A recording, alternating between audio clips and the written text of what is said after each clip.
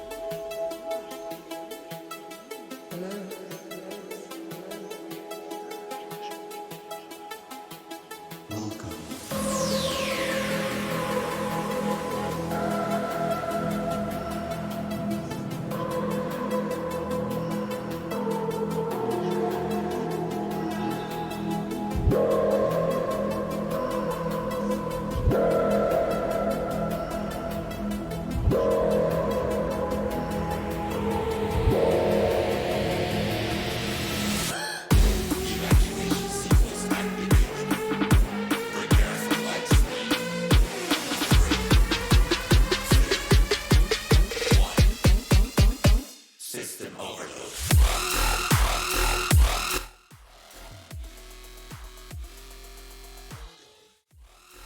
hello, ladies and gentlemen, and welcome back to the Overwatch Ace Tournament Group Stage, day number 4. And we are here for 2 amazing games to wrap up the first set of the group stage. But my name is Dax, and joining me is a fabulous, fabulous person that I hold dear and near to my heart. Please introduce yourself there. Hey everyone, my name is Mika Fabs, and thank you, Dax, for having me today. You know, it's always a pleasure casting, being with you, hanging out with you. Come on. We haven't seen each other since Merca, that's for sure. But yes, it's been a while. And hey, if you guys don't know who Mika is, well, she is the general manager of our lovely project, Team Philippines. There, World Cup 2019. I was the head coach, and we won a map, so I will take that. Yeah, we were like, we won the map, we did it. We won This is one. We won we won one one. map. It was like Uh, we look at each other. It's like this is the fruits of our labor. But This is it. This is it. Yeah. this is it. We got to pick. That's one map for the not screenshot. We'll put it on. We'll put it on Frame Philippines wins. But it's not about us today. It is about the Pacific region yet again. So we are back with the Ace tournament. And Mika, it's been a wild rodeo and a half. That's for sure. We've seen some amazing games so far. We've seen position shuffle. We've seen that everything has really changed. And well, we're going to be looking into the 2 games that we will have for you today. First things up, though. We got Banana Bava versus Battle Angel. Battle of the Low Siege, sure, but one is just on the uptake, trying to get better and better. The other one's trying to get that first win, so it's going to be interesting to see how this one's going to work. And in the meantime, if you are a big fan of the Singaporean scene, well, we have a treat for you. Jaeger versus Far East Society. There's just so much storyline there. There's so much drama, but in the end, it's going to be a powerhouse versus a team looking to just not choke it, to just prove themselves to be able to play the clutch. And Mika, these are 2 really solid games that I can't wait to get into. Absolutely. I mean, I caught up to the other days, and I just binge watched actually all of the matches. And it's amazing. I mean, all of the teams, they have their own unique style, and there are so many standout players, and it's just amazing what the Overwatch Ace Tournament 2020 has brought out in everybody. Yep, and we'll be looking into the standings, of course, of the Ace tournament, and there you are. Well, in first place, we got A-Bang with a clean 6-0. That is just a ridiculous scoreline for a ridiculous team. They have really been the bar of this tournament, and as we can see, in terms of the people that are going to be involved today, we got Battle Angel at 2-4 versus Banana Bava at 0-6, as we said, looking for that first win. And in the meantime, we got FES at third place right now, kind of trying to figure out how to get back to the top of their form at 4-2, though, really showing that the first day was just kind of fluke and they're back and good to go. Jaeger, in the meantime, even though they're at 1-4 standing, I can see their map differential being really, really solid because they usually lose games in a reverse sweep. So all they gotta do is figure it out this time, especially against FES, and I believe they can climb the ladder there as well. Solid rankings, though, so far. Really goes to show the experience of so many different scenes here in the Ace tournament. Absolutely. And Dax, I'm actually curious as to, what your power rankings are. I don't think we're going to differ all that much actually, because I always agree with you. Come on. Oh, are you I sure? Are you always sure? agree with you. I wonder why do. it's like, hey, that's what's that? This is the rankings you got, and this is what I got, ladies and gentlemen. If you guys follow me on Twitter, actually, it's more or less what I wrote at the start of the week. We got A-Bag at first, FES second, Connect Gaming third, Jacob Bird fourth, Watermelon Waddlers fifth, Battle Angel 6, Jaeger on 7th, and Banana Bava on 8th. So basically, my power ranking are based on so many different things, but it really has been a great surprise for me for the likes of Jacob Bird, likes of Battle Angel. In the meantime, FES for a while put them on 3rd, but then it really seems like they found their form back, so they are in that sweet 2nd place. And then, as we say, Jaeger, Banana Bava still need to prove that they can actually compete for the win. They have proven that they can compete, sure, but they still need to figure something out to get those dubs. And overall, Mika, it really feels like this is the landscape so far of the tournament here.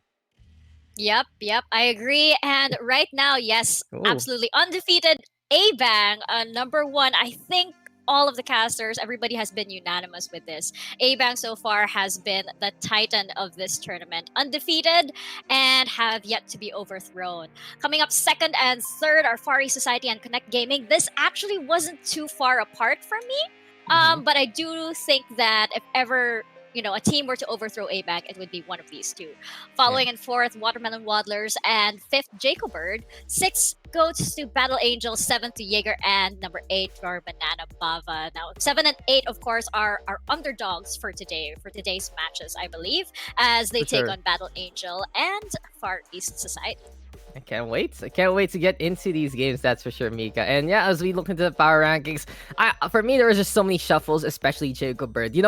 At the start of the tournament, I was like, I kind of wrote them off, seeing that these aren't the superstar familiar names of the Thai scene. But then I actually was able to figure out what key terms to search, and then seeing their performance, it really goes to show that you can't sleep on anyone here. And speaking of not sleeping on anyone, this is going to be interesting. Battle Angel is also a team many have slept on, and because of that, it really was just them being put at the lowest part of the power rankings, and then they surprise, and then they show up. And in all honesty, this is just an amazing debut from this team, because as they said themselves, this is the first time they played as a team together. They've been in a ladder here and there playing with each other, but it really goes to show that anything can happen in the Ace tournament. And well, Ancient has been the star of the show, and it really feels like that he has been bringing such a great game to this tournament. Absolutely. You just brought up Ancient, and I am forever in awe whenever this guy is, particularly on Ash over here. This guy is insane. I mean, I think that Battle Angel does best when they do have this one strategy. They default to this one strategy that they have, which is let Ancient shoot.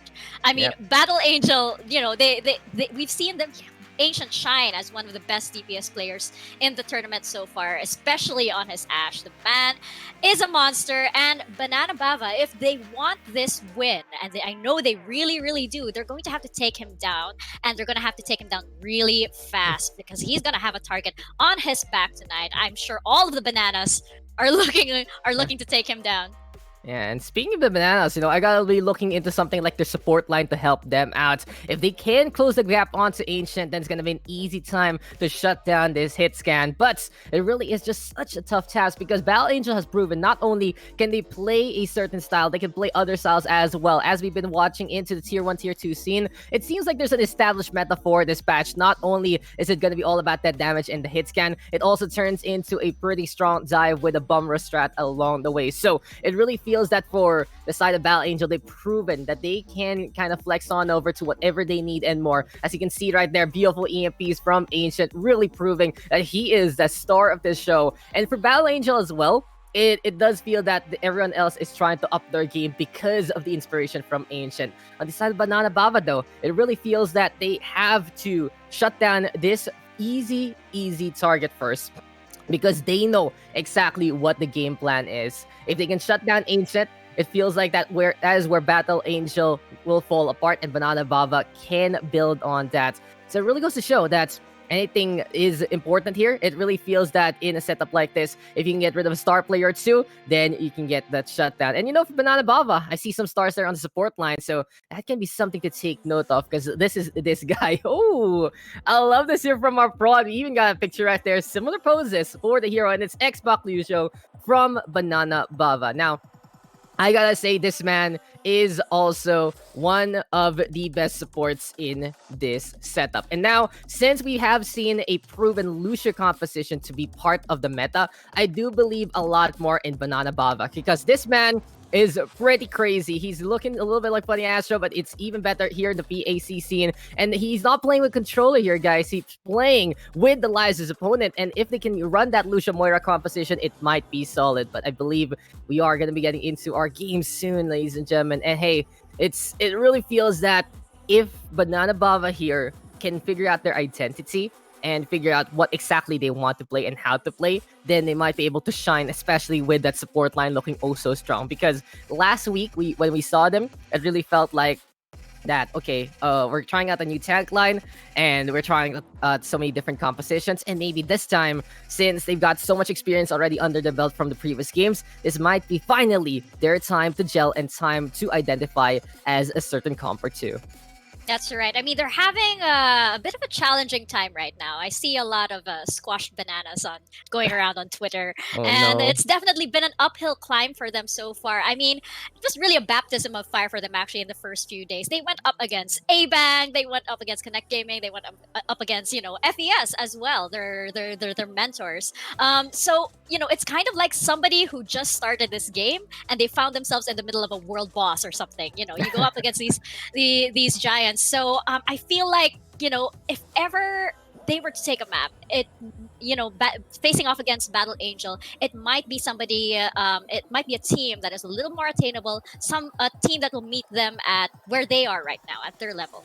Yeah, I gotta say that's something really to work on there for the side of Banana Baba. Battle Angel, in the meantime, it's been scary how impressive they've been. They've won some matches that people would not really expect them. And I believe lately they just 3-0'd Watermelon Wandler. So it really goes to show that these guys are just going up and up and up and up. That this is not just the Ancient show, that everyone else is trying to prove themselves. But as we say, people always talk about Ancient for good reason, because he's the one who basically heralded such a big splash there for the side of Battle Angel. And if we see a Banana Bava that understands exactly what to do, what their game plan is, and understands that this is their tank line now, then it will be a better chance for them. Because officially, it really feels that for Banana Bava, they had a big shockwave in them. We saw a while ago on Twitter that their original off tank Unknown had to drop out for personal reasons, and now Banana Bava is running easy clap on that tank line. So it really goes to show that after those growing pains, it's time for them to prove that they are ready to go. And seems like we are getting ready as well. I'm very excited for our first game. We got 2 amazing matches for us tonight here in the Ace tournament. And well, we are your PAC casters. We are here to get into our first map. And we are going to be going into Ilios first and foremost. And the first thing I think about it is there's a big hole in one of them. And I do believe our Lucia player will be liking that hole very much. Thank you. Oh yes, I can imagine. Xbox Lucio definitely gonna show off that crazy Lucio skills. I mean, he plays Lucio more like a tracer, so he's definitely gonna have fun in that well map and in the lighthouse as well. It's going to be, a boop fiasco over here. Yes, as it feels like it's gonna be a mess. So well, that well is gonna be filled by all of those corpses there. But Ilios gonna be interesting. You can also see Lighthouse gonna be a good map for that one. But in the meantime, you move into something like Ruins, then Ancient can really just pop off with any kind of hit scan that he can. So both sides gonna have something really malleable to use, especially in terms of which round they get on. And of course, it is the first to 3 in our 5-map affair. But we are gonna be seeing Battle Angel and Banana Bava do battle. Will the Battle Angels be able to rise even more higher and higher up to the high heavens? Or will Banana Bava finally see the banana split that they're looking for, the sweet ending to get that dub? We'll be finding out in the Ace Tournament Group Stage Day 4. I can't wait. I cannot wait whatsoever. I know. So exciting stuff. And I know Banana Bava needs this. I know Banana Bava, they need this as a morale boost. And they need this also to be able to, get up there, get on the board. They need to make their mark.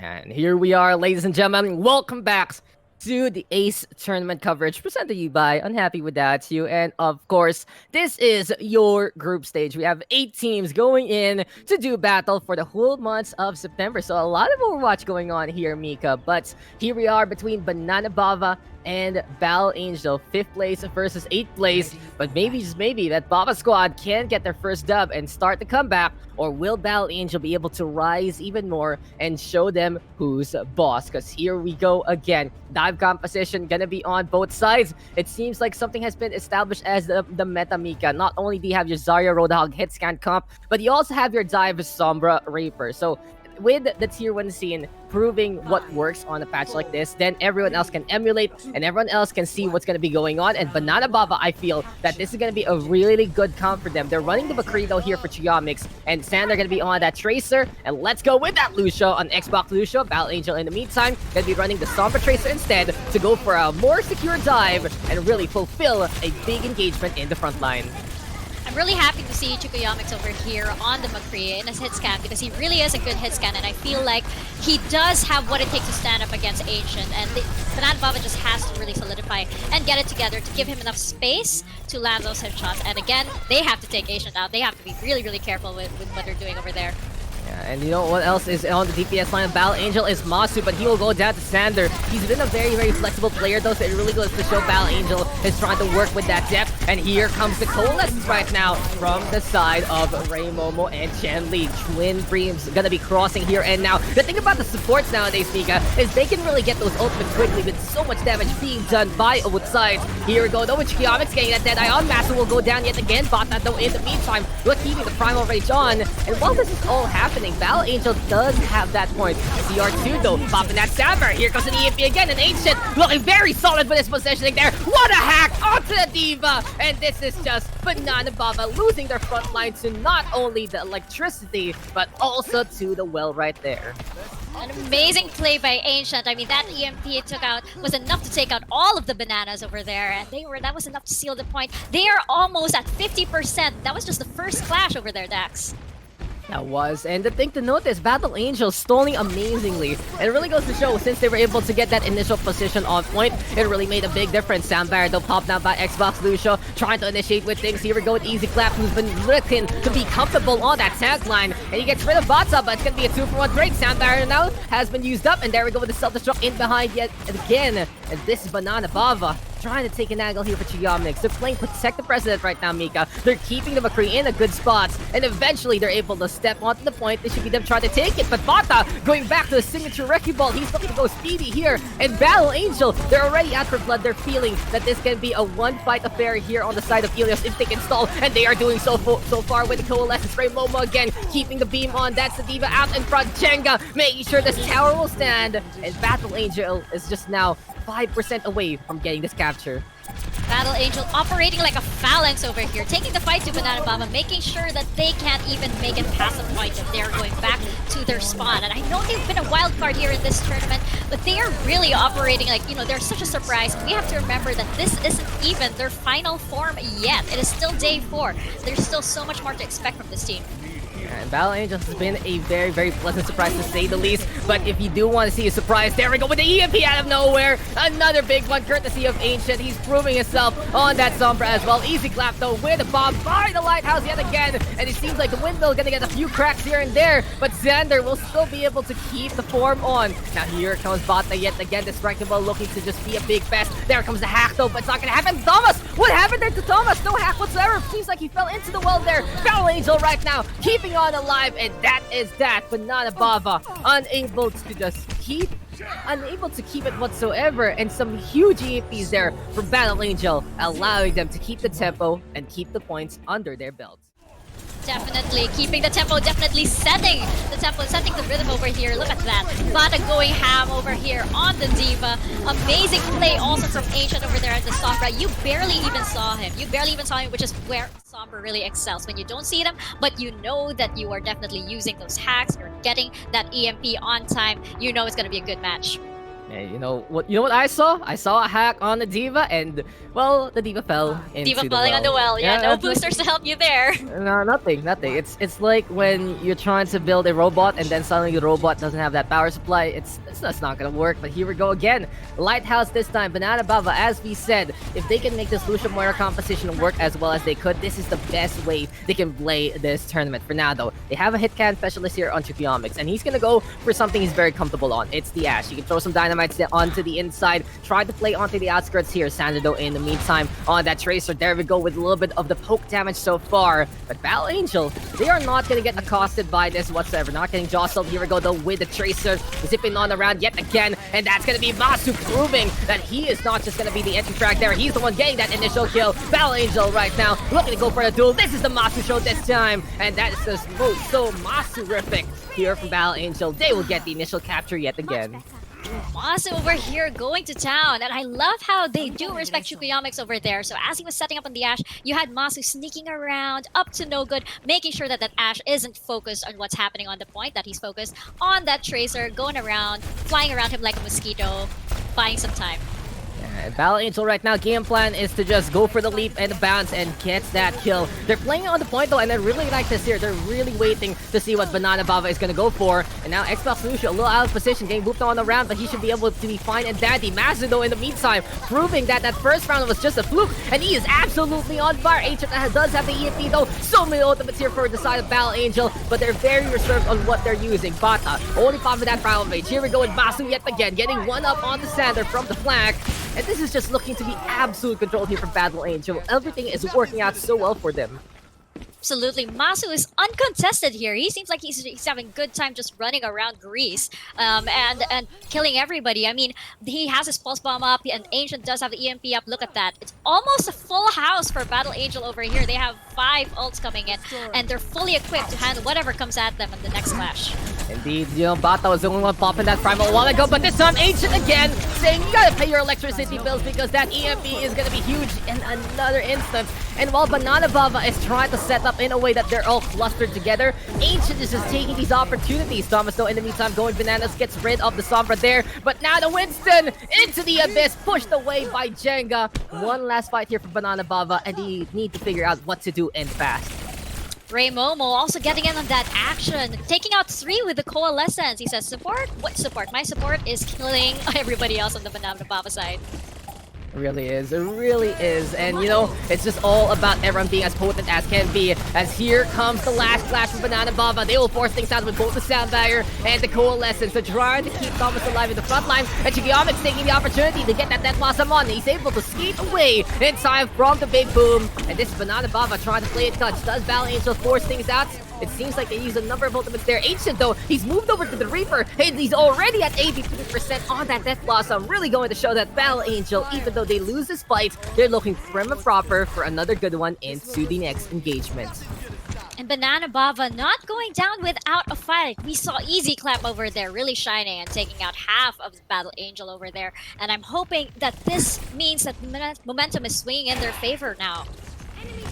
We'll see if this is going to work out for Banana Bava. They do have that Pulse Bomb, and they're playing proactive rather than reactive compared to what Battle Angel was doing a while ago. It's all up to Ancient, though, to make it to Death Blossom counts, and maybe, just maybe, they can go for a speed boost on in. Remoto with a quick Coalescence yet again. Prime position right now for Ancient, but he's just going for the Zarya instead. Now he goes for the Death Blossom. Doesn't really get too much out of that one, but it doesn't matter, Mika, because it's Battle Angel just killing every single person in their sidelines. Banana Bava, sometimes you want to get a bushel of bananas together for a meal, but apparently it's just looking all rotten here as overtime ticking on down. Battle Angel proving that they are here for a show. Pulse Bomb thrown on that, but Thomas is still buying some time. Here we go with the Primal Rage. Can he survive for a little bit longer? Not gonna happen. The CR2 will get that cleanup. Next on the list gonna be Chikiomix, and that's just gonna be Battle Angel getting every single takedown that they need. It's the scoreboard and a half that works out for Battle Angel. It's a kill feed, it's a kill list that it really seems like Battle Angel is taking names and going for every single target that they can.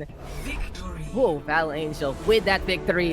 And into the first map, we saw our Ancient Sombra doing work. This time on Lighthouse, Masu proving himself to be a good integral part of this DPS duo with an amazing flurry of bullets. Look at that, just uncontested. Nobody is even seeing him. Can you even see Masu? He's like John Cena right now. You can't see him. You cannot see him. Yeah, you cannot see him because Masu is just flying around everywhere. And I do think that he was instrumental in that map because he provided enough distraction and just the right amount of support damage to take out everybody on the Banana Baba side.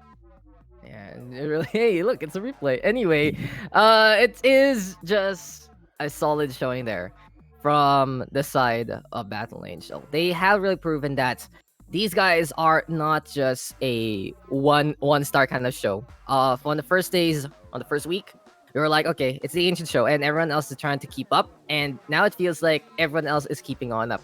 We're seeing the tank line actually play pretty well. They're not really feeding themselves against their opponent. They're looking to look for opportunities. The support line gains some really quick ultimates as well. And as we saw, our Tracer actually getting back into the groove, and Battle Angel, a well-oiled unit. Alita would be so proud of that one. But on the side of Banana Bava, it seems like identity is there, but they have to figure something out. They need to be a lot more lethal than that. They're really not getting the picks that they are anticipating to get.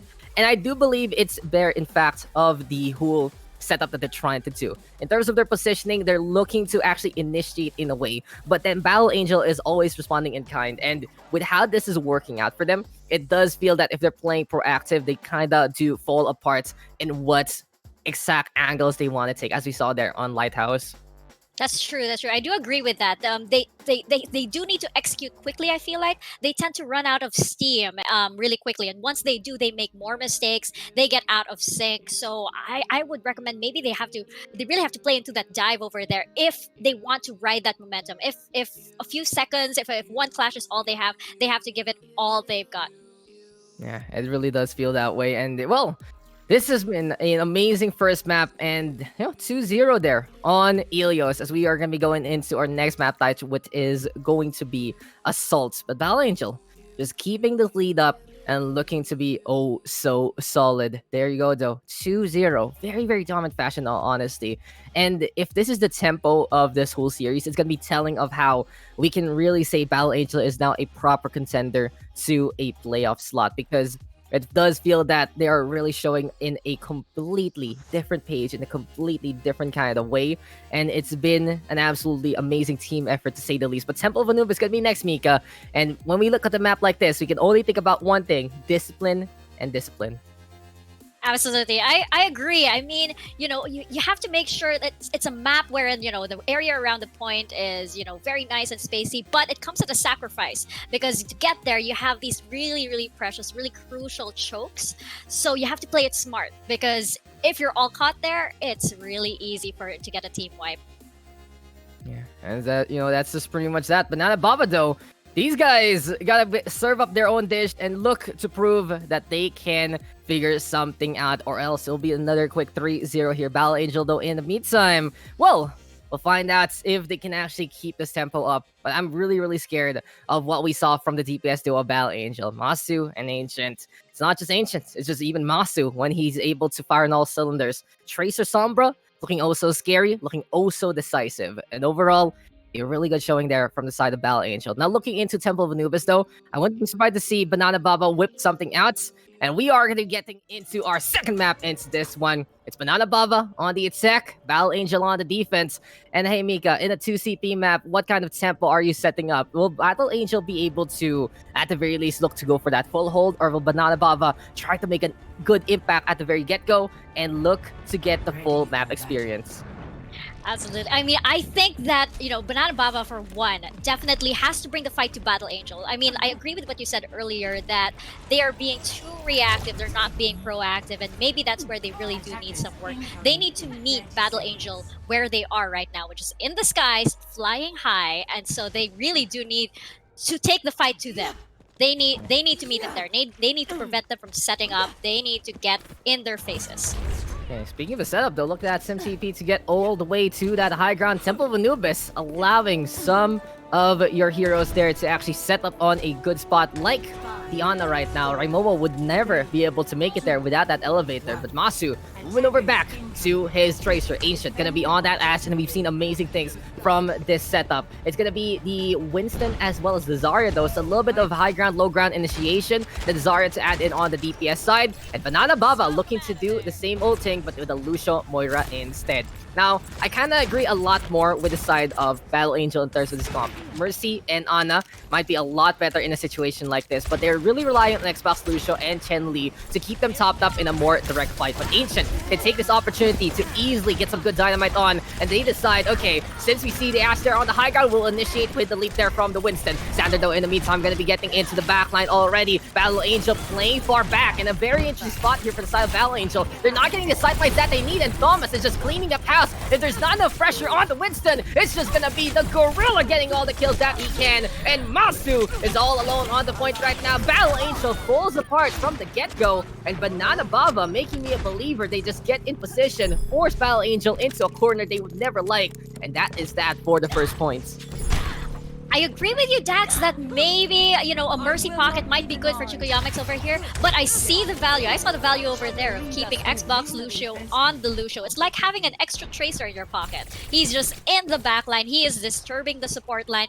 I think that maybe that's why, you weren't able to get enough support over there to sustain that first point. But, Xbox Lucio, he operates like a tracer. He is in the back line. He is disturbing everybody there. And before you can turn your attention back to the front, your backline's gone.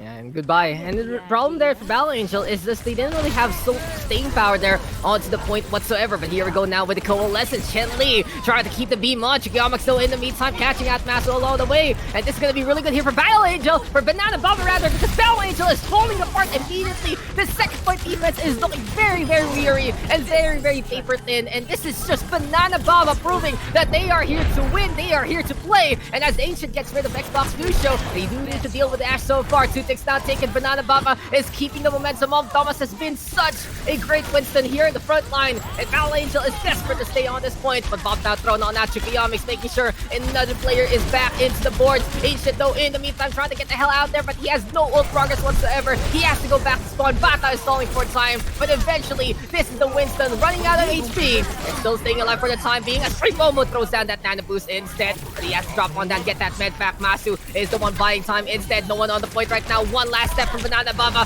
might be able to do so. And with Xbox Lucio having the stand barrier available, he's just waiting for a quick little regroup. Banana Baba though playing a lot more responsibly rather than what they've been doing so far. And they go for the regroup, and now they're gonna go for one decisive push.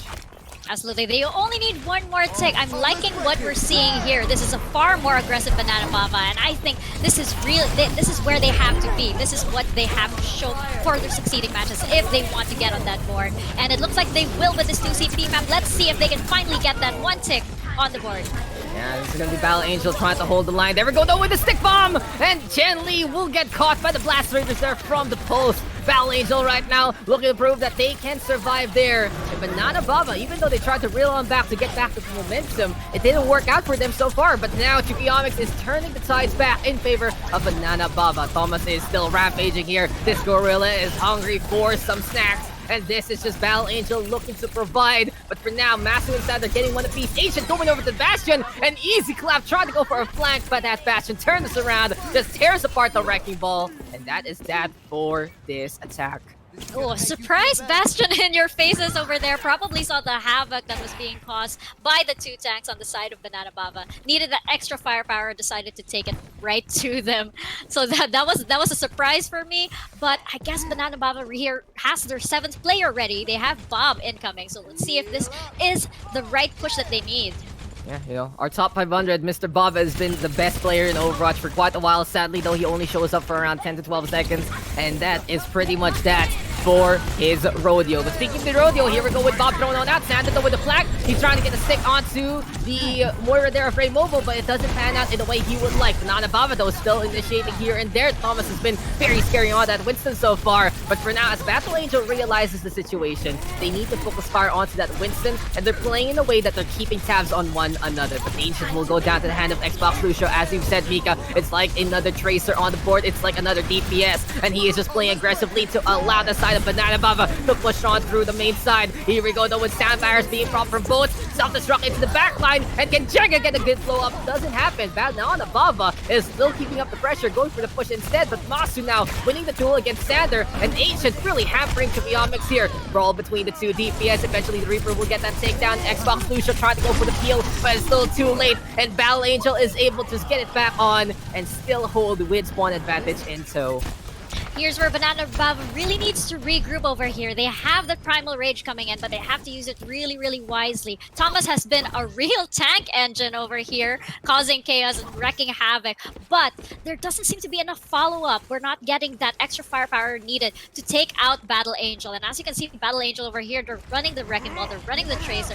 Really, really pesky. And with their own Lucio, they're gonna have to maybe get in some controls, some crowd controls over here on the side, or like Chukoyamics, the idea that Chukoyamics has over here, possibly just get some damage in there really quick and really fast. Yeah, I know Battle Angel deciding that if we're gonna play absolutely chaotic, we will do the same here on the defense. Because a while ago, they're trying to play a little more standard, a little more well disciplined, but as Ancient decides to drop down and go for his delay recital, he gets 2 there with the Death Blossom. And this is best Battle Angel looking for a cleanup yet again. Masu gonna get 2 so far. Thomas going for the circumvention, but it doesn't work out.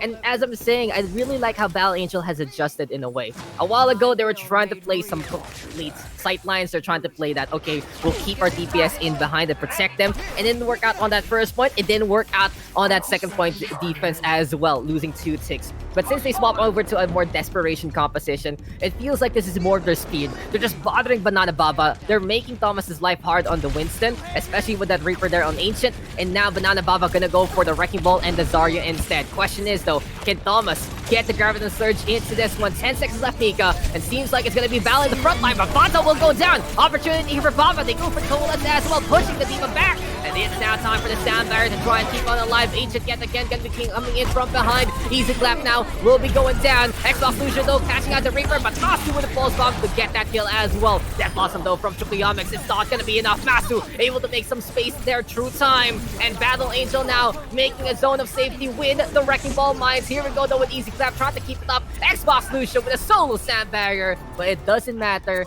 And Banana Baba just an inch away from getting the full cap. But they are just not able to do it there, Mika. And it really goes to show Battle Angel and their defense keeping so solid as we can see the replay here. Masu getting those takedowns, able to get away from the Death Blossom in time and clean up house. Just amazing. Masu has been uncontested since the first map over here. I haven't seen anybody from the side of Banana Baba even try to deal with him. It's just so difficult for Banana Baba, as you can see. Now, with Battle Angel playing into the backline, playing chaotic, it feels like the plan of action there for Banana Baba falls apart. Because when they see that their opponent is playing in a way that they can segment them, that, okay, this is the front line, this is the middle, this is the back line, it looks a lot better. And Thomas is looking absolutely solid. And if I had a nickel every single time I heard the tank engine behind his name, I would be a very rich man. But it really goes to show that if Banana Baba is getting disturbed like what Battle Angel is doing, that's where they're falling apart. And in the end, they only needed to get 1 tick. They only needed to be decisive in just 1 fight, and it never worked after the swaps there from Battle Angel. So now that Battle Angel has basically heat-checked their opponent, knows exactly what their weakness is, I wouldn't be surprised if they keep running this dive all the way through the series. And there you go, aggressive variant. It's the Winston and the ball. Who cares about protection from the hit scan? Because we are going to kill them quickly anyway. And Ancient gonna be on the Echo right now. Very interesting pick, because we haven't really seen Ancient on a more projectile-based hero. He's been on the hit scan for quite a while. We'll see how flexible Battle Angel can really be. It is possible that Ancient is looking to experiment a little bit here now that they know that they have the upper hand on this map over here. But Chukuyamix, oh no, getting bombed by this ball over here, and oh, not leaving him alone. Getting right in their faces. Bata. This man is like a child trying to fence you, but it's just even more painful because that hamster is looking to get that takedown, but Jenga will fall. And that's the problem right now for Battle Angel. They need to kill or they will be killed. And with Chukuyamix getting 3 shots like this, then it's going to be easy tidings here for Banana Baba so far. Ancient though trying to go for the duel. The Echo coming on closer. Dynamite will connect. More members of the attack though falling on down, so we can focus on this 1v1. But it's Xbox Lucio to the save. Sander will help out to get that takedown. And Banana Baba finally playing back to their lines, protecting Chukuyamix and making sure that he will be able to get every single kill that his team needs. That's right. I saw them give that all that space to Chukuyamix. They really peeled back for him. And as he was being harassed by almost everybody on the side of Banana Baba, you saw everybody rally to his protection. Yeah, rally to me indeed. Speaking of the rally though, CR2 trying to charge it up. Problem for Battle Angel right now is they have a very ground-based support line, and it's going to be such a struggle to deal with any kind of Ashe antics, so they do need to use their tank line to get those takedowns. But here comes Sander throwing down that pulse bomb like a mine. Ancient though in the meantime turning into the Winston, and he's beating on down every single person. So many people sleep on the Primal Rage in this meta, but Ancient is proving that the Primal Rage is a force to be reckoned with because he gets to clean up on the 3 so far. Master in the meantime holding on to the pulse bomb, looking to take down Diana here, and gently will fall. Next on the list gonna be that Baby Diva, and Battle Angel this time playing the aggression, and it's all thanks to Ancient turning into a third tank. This is not Dive Goats, guys. This is still a 2-2-2, but Battle Angel is causing chaos and rampaging every single place here on Temple of Anubis. That's right. I know we hyped up Ancient enough, but look at Masu over here who was just running around again, still at this moment uncontested, and he was able to take out like all of the support line from Banana Bava over there, allowing them to take the point. And Banana Bava now gonna be trying to play even the flank. We got Sander here on that Tracer, and it's gonna be high time for the Mines to get the pop on. So the Diva getting hampered. Masu will get the stick onto Chibiamics on that McCree, but Xbox Lucian now going for the resurrection and looking to keep the fight alive. Banana Bava looking to survive though. This Tracer is quite low, and CR2 will take too much damage and will fall in the field battle. 2 for 2 trade so far. This is Banana Bava trying to hold, and since their spawn point is a lot closer, this is looking pretty decisive here, but they shouldn't be giving up these ticks. They're very close to losing the first one there. Ancient and Thomas though. Oh my god, Battle Angel actually getting the first stick in all of this chaos. And finally we see Xbox Lucia back into the fight, and Ancient will go down. Who cares if you're on that Lucia, right? He can even kill an Echo along the way, and Banana Bava will be able to hold for the time being. I'm a little worried here. You're absolutely right in that they didn't. I feel like giving up that first stick wasn't exactly necessary, because I feel like they did have enough on their team to at least contest and make it back safely. Just waiting for the tanks to head on over there. But yeah, I feel like that first stick was totally unnecessary. I mean, they could have contested it, I feel.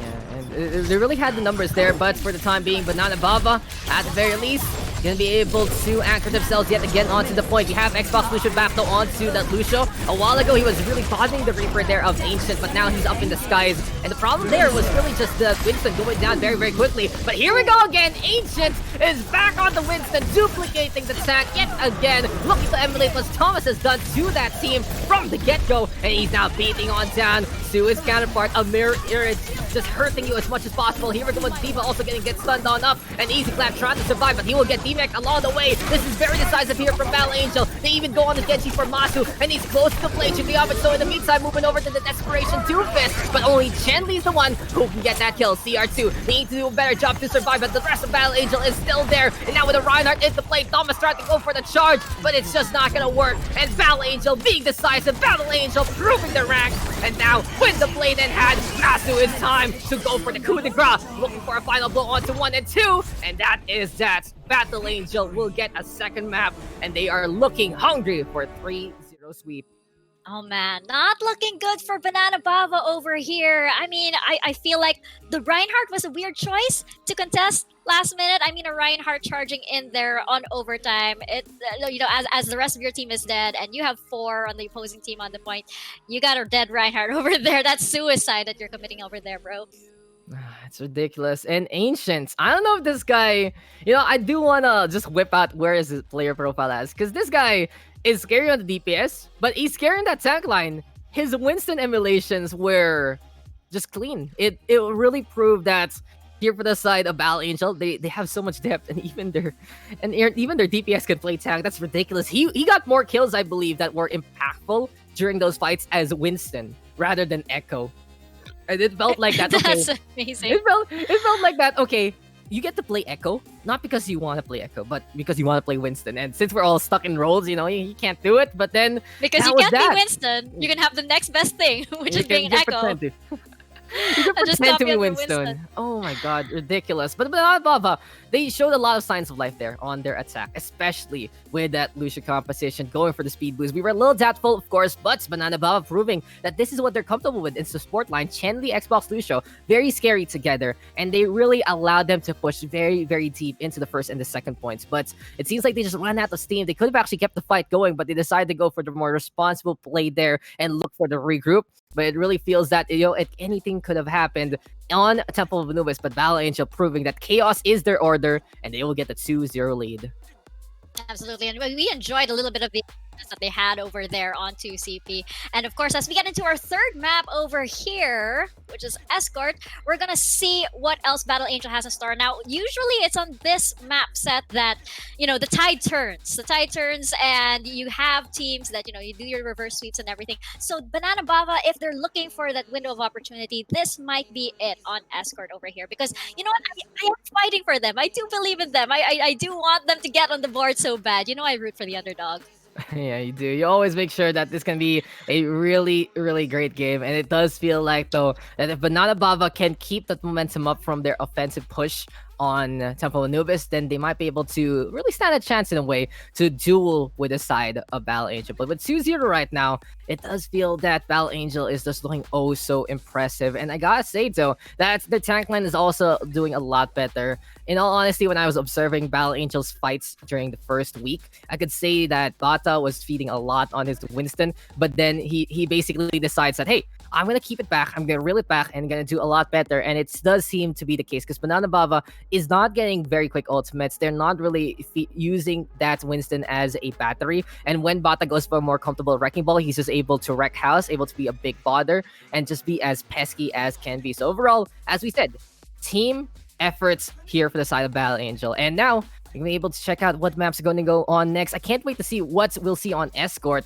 as it's a 2-0 here for Battle Angel. One away, and interesting pick. Gonna be on Dorado. What do you think about this map, Mika? Oh, a sniper-friendly map. I think we're gonna see possibly a Widowmaker or the Ash come out from Chikoyamix over here, and of course Ancient. So I think it's gonna be a sniper showdown over here. And Banana Bava, yeah, the 2-0. They still need to get there. They do have that 1 over there from the Temple of Anubis. But hear me out here. I feel like Banana Bava, they just need some time to figure out their groove and everything. Right now, I feel like the analogy I'm drawing out here is that Banana Bava is Johnny Lawrence down on his dumps, and you have Battle Angel over here as Daniel Larusso, the hotshot kid who comes out of nowhere, Banana Bava with their mentor FES over there, and you know he just needs to regroup. I mean, it took 30 years for Cobra Kai to be a thing. They need time, and eventually they will get their groove. You know, I just, you know, I really feel that for Banana Bava. It's the FES probably their Mr. Miyagi, and it's like, no, don't go, don't leave us. But then it happens. I guess you just couldn't have the budget for the guy because he's actually dead and everything and all that. So, you know, it is what it is. But so we'll see some Taekwondo yet again. It's not even Taekwondo, it's Karate Kid. But we'll see some martial arts here from the side of Battle Angel because they are going to be going over for that Winston yet again. But looking a lot more comfortable, honestly, on that Winston compared to before. And a really big improvement here in the front line has cost so many dividends there for Battle Angel to just bloom and be groomed. In the meantime, though, for Banana Bava, is this for real? Will we actually see the pirate ship look to set sail? Sander gonna be on that bastion. Easy Clap and Thomas gonna be looking for the whole hook. And we'll find out if Banana Bava can make this work. I understand here for Banana Bava, especially on the map pick, there are certain parts of Dorado that get pretty tight. And maybe, just maybe, if they can clear out those areas and fight them in spaces that are a lot better for them, then it can be a way for them to mitigate whatever kind of antics Battle Angel is trying to do. But as I say that, they go over to dive, so instead they're gonna be like, okay, we're gonna jump at you. We're gonna be playing that Tracer as well as the Reaper. We're gonna be looking to get in your face with all we can and more. And Battle Angel is like, okay, Ancient is on this Ash, and he just has to make space for himself, and we will see the Ancient show yet again. That's right. But with Bray Momo on the Zen over there, I would be really, really scared to get anywhere in Ancient's vision because, as we know, Ancient is like incredible on the Ash. And with the support of Bray Momo on that Discord over there, that is some heavy damage coming over there. And Sander, though, gonna be on this Tracer still, looking to allow Banana Bava to get that high ground. Battle Angel respecting what their opponents have done, and will be looking to contest by the Fountain instead, hanging on back. Their composition doesn't suit to go for the choke. Ray Momo is playing on that Zenyatta, and when we see a Zen, it's gonna be do or die yet again. That's gonna be Ray Momo focused on down. Banana Bava realizing the situation. Too much aggression on the side of Battle Angel, and that is just gonna be a cleanup here for the offense. Masu right now on that Tracer, lone survivor for the time being, but looking at a Mercy Zen pairing, it's either you get that kill or your support line is gone in the blink of an eye. Absolutely. We do have the coalescence coming from Banana Bava over here, so we're looking for a more forceful push on this second point. So let's hope that they can get past that corner over there, this really, really pesky corner, which I think will play to Battle Angel's favor over here, especially since they have Ancient over there on the McCree. It's a sweet sniping spot over there. It is really, really hard to get some support over there with the tanks who can dive onto the McCree. You have Reaper over there, and you have Xander on the Tracer, and let's see if they can get him off the high ground. Yeah, Banana Bava will be looking to, at the very least, displace Ancient and whatever he wants to do. And here on Dorado, if you're able to take the king off his hill, then you are just going to be able to push that payload to the best degree. But Battle Angel contesting with Masu. He's been very pesky in the backline. Gets even a stick there. And and take some damage onto the tanks, but it's just not enough to get that kill. Jenga, though, dropping on down like a tower, and this is Battle Angel trying to hold close to the City Hall. Still, though, the question is, will Battle Angel be able to actually make this McCree count? Because neither side getting picked off, both sides are just going for the pokes, and it's going to work out a lot better for the offense because they're getting payload progress so far, and Momo, how about that trans even? So Battle Angel, not really playing as well as they should for now. That's right. A bit of an unusual choice to pop the trance over here. It might have been here, right here, as Chikoyamix lets out his Death Blossom. Yeah, he just wins. He just wins that game. Maybe I do believe Thomas did bother Momo enough to force out that trance, but in the end, the objective was done. There we go, and it's a 1v1 between the Tracer and the fake Tracer, and the real Tracer gonna be getting in on the board as well. Masu trying to get the hell out of there, but you can see but that Banana Bava is unrelenting. Between their Lucio as well as their Tracer, they can really hamper whatever Masu and Ancient can do, and Standard eventually gets that takedown. Grabs the Surge, though into play. Battle Angel is not out of this fight yet, because there was so much payload progress. That's Tracer dead stop, and Ancient trying to hide away from the Self-Destruct, meets the Winston and Pitch battle, gets a flashback ban the hammer, but he can't really go inside that bubble there, and Thomas will be able to sustain himself as the second point now taken by the Banana Bava in all this chaos. And well, this is just what we were talking about, their offensive momentum from Temple of Anubis just showing up here on Dorado. That's right. I told you this is where the tide turns for most teams, and this is their chance to do that reverse sweep and possibly lead us into hybrid and a fifth map too. Yeah, you know, we've seen some reverse sweeps, especially in the Ace tournament, so I wouldn't be surprised to see that one coming. But Battle Angel, they need to figure out what composition they're going to be playing onto the inside. They will go for that Somber Reaper, go for the mirror onto the supports, and here we go with the meta composition from the side of Battle Angel. Pulse Bomb, though, is available for Sander. In terms of ultimates, you can see Banana Bava with the advantage to focus fire heavily on the bottom, but Thomas will go down in the same vein. Some no primal range forward to slide to the side of Bava, and with Battle Angel playing so close onto the corner, you can see how dominant they can be. They're keeping onto the payload, they're stepping on it and saying, we're gonna crush this payload, we're gonna pop the tires, we're not gonna let it go anywhere else. And Banana Bava has to respect that, has to back on that, especially with that third tank into play. Chikoyamix though teleporting to the high ground, going for the disengage with the right form, but here comes Battle Angel, and three of them immediately leaping into the battle. Thomas though, with his own leap, he will get hacked along the way, and Battle Angel is actually bridging the gap here, Mika, in terms of ultimates. But as I say that, Banana Bava will pop theirs, they will get the Primal Rage as well as that Death Blossom on, and 2 kills have gone in favor of the offense so far. Soundfire and not team of the momentum, but the EMP gonna get 5. Xbox Lucio, the only one unaffected,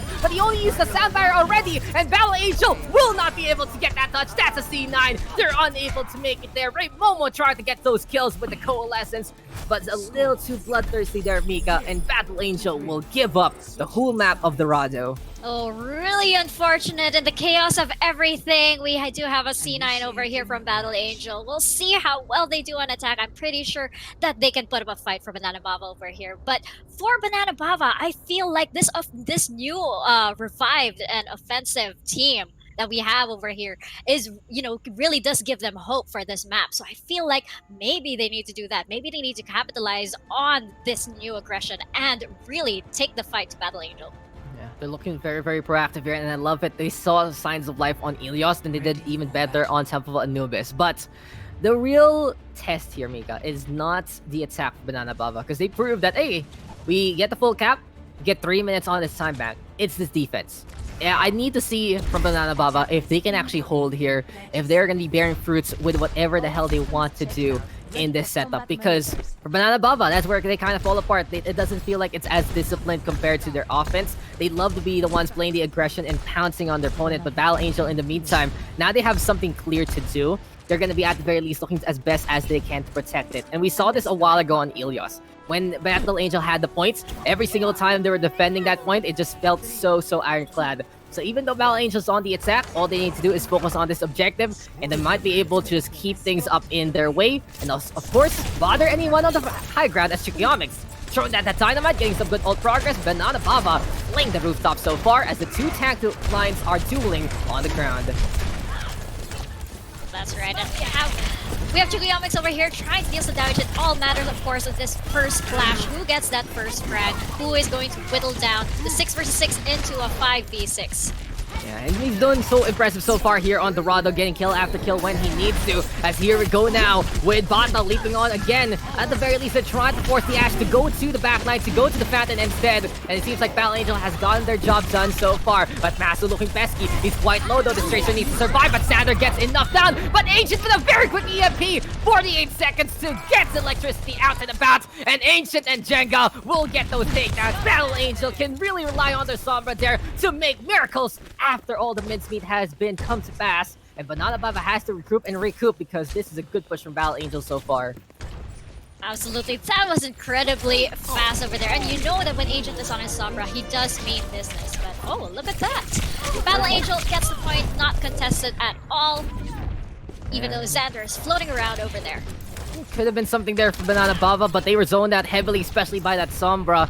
Really goes to show, though, that this is where Banana Bava kind of falters. This defense isn't as impressive as that offense. And Battle Angel just allows their Sombra to get that EMP, farm it up so very quickly, and get the win from there. Kinda passive here from the side of Banana Bava so far. They didn't really go for the aggression that we see, but now they are gonna go for it. They realize the situation, they realize that they can go for the drop on down. And Chikiomics looking down at Butler down below. Bob is on the field. He gets one. Bata deal with the counter kill. Ancient in the meantime trying to go for a flank or two, trying to get some map control, but it's still a little too late because Banana Bava is getting a cleanup that they need. The Ana of Chen Li tried to survive for the time being. Battle Angel though is all over the payload, but you know who else is there? It's Banana Bava making a nest, and they are just happy to stay in contention.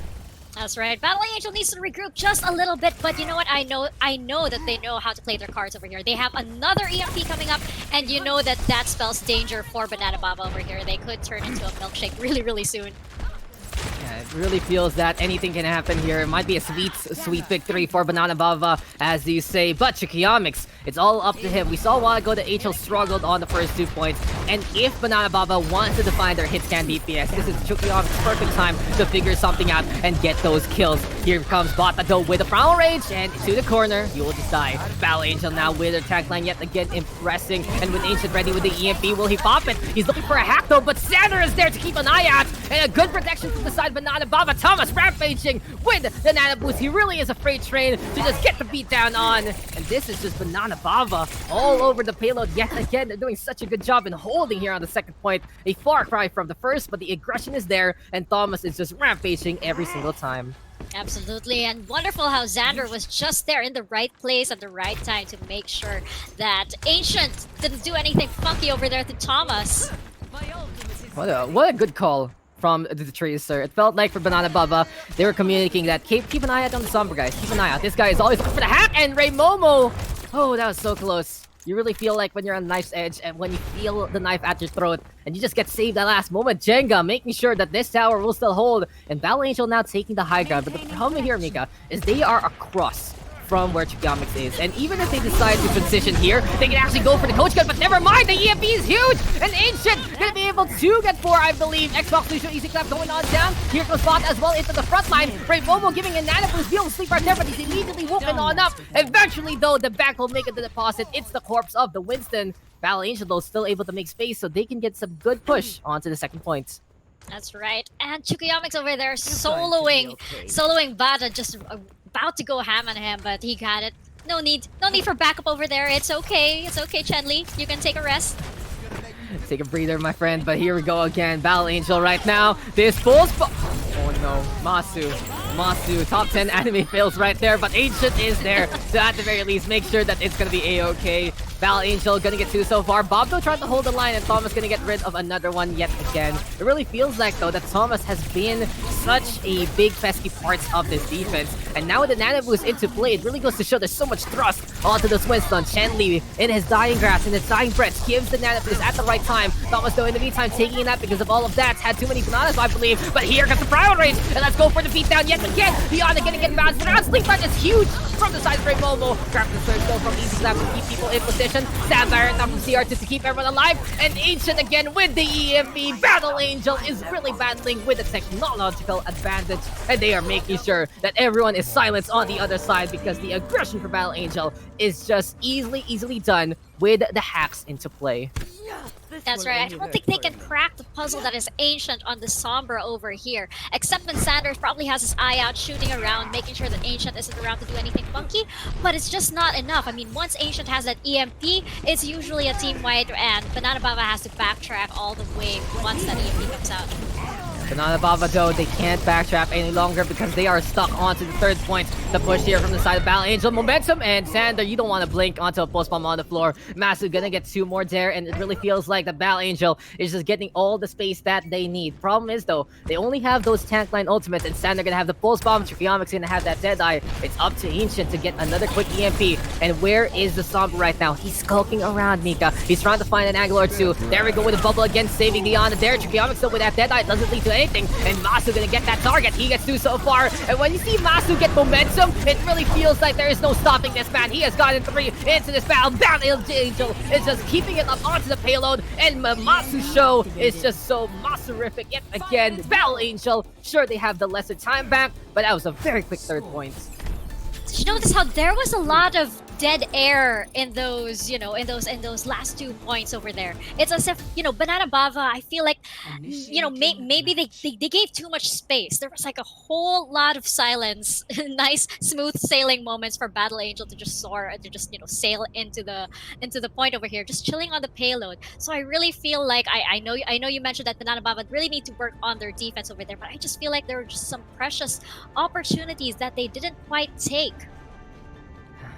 It's ridiculous. And the Bava squad, they're just looking to boogie. They're just looking to, at the very least, keep up whatever they were trying to do onto the outside parts of Dorado. But compared to the inside, where Trikiomix really struggled to find any angles and Battle Angel was just feeling all the momentum they could, they just decided to make it happen. We saw Masu go absolutely ham. He was just everywhere, all over the place, and Ancient in the meantime also in a really good spot to try and get a few hacks here and there.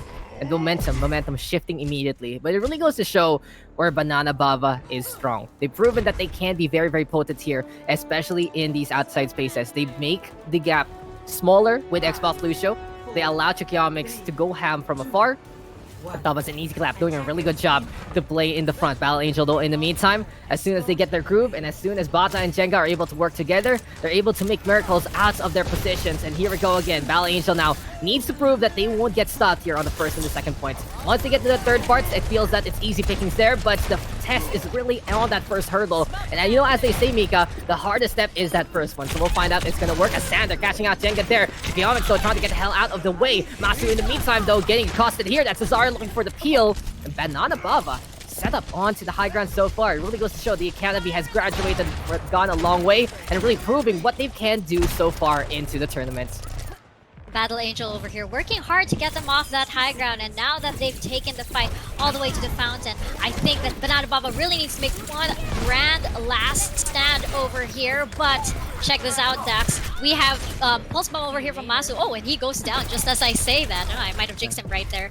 But we do have the Pulse Bomb moment on the other side with Xander, and he's probably going to plant that somewhere in the support line. We know that he's been lurking around, and he definitely does not want any healing reaching the rest of the Battle Angels. Unfortunate mistakes there, Mika, as you said. Banana Bava able to hold. June part mistakes there for side of Battle Angel. Masu going out to the crosshair of the Ash, and then a few mistakes in terms of positioning by the fountain, costing them the sustain, costing them their tank line. So Banana Bava can hold a little bit more. They can really try to take this map, but Masu assassinating Sander there. Good sleep start courtesy of Remomo.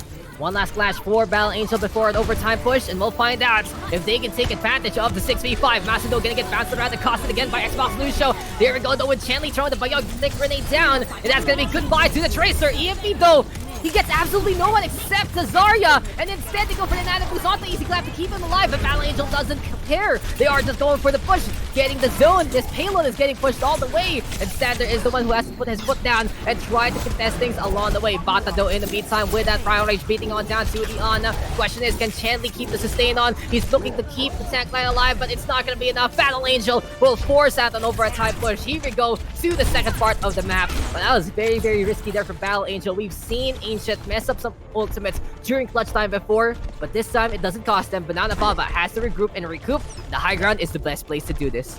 That's right. At least Bata was ready with the primal rage over there, making sure to beat back all of the bananas all the way back to the second point. And I hope that Banana Baba can set up really quickly over here because we are on overtime. So all they need is just to get all of the angels off of that part.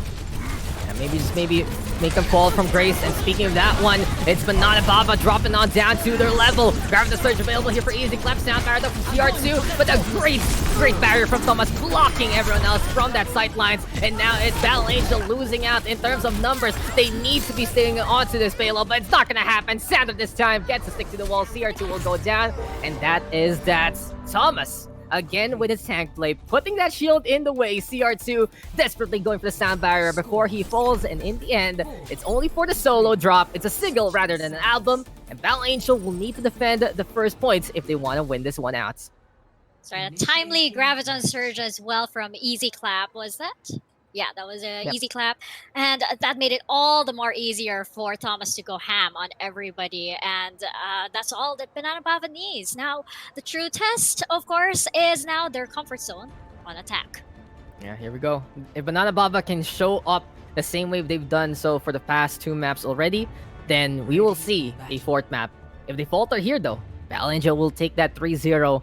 And it's all about Banana Bava proving that they can be clutch. Now, I've seen them take maps away from other teams before here in the Ace Tournament, so I wouldn't be surprised if they can do it, especially here in this moment.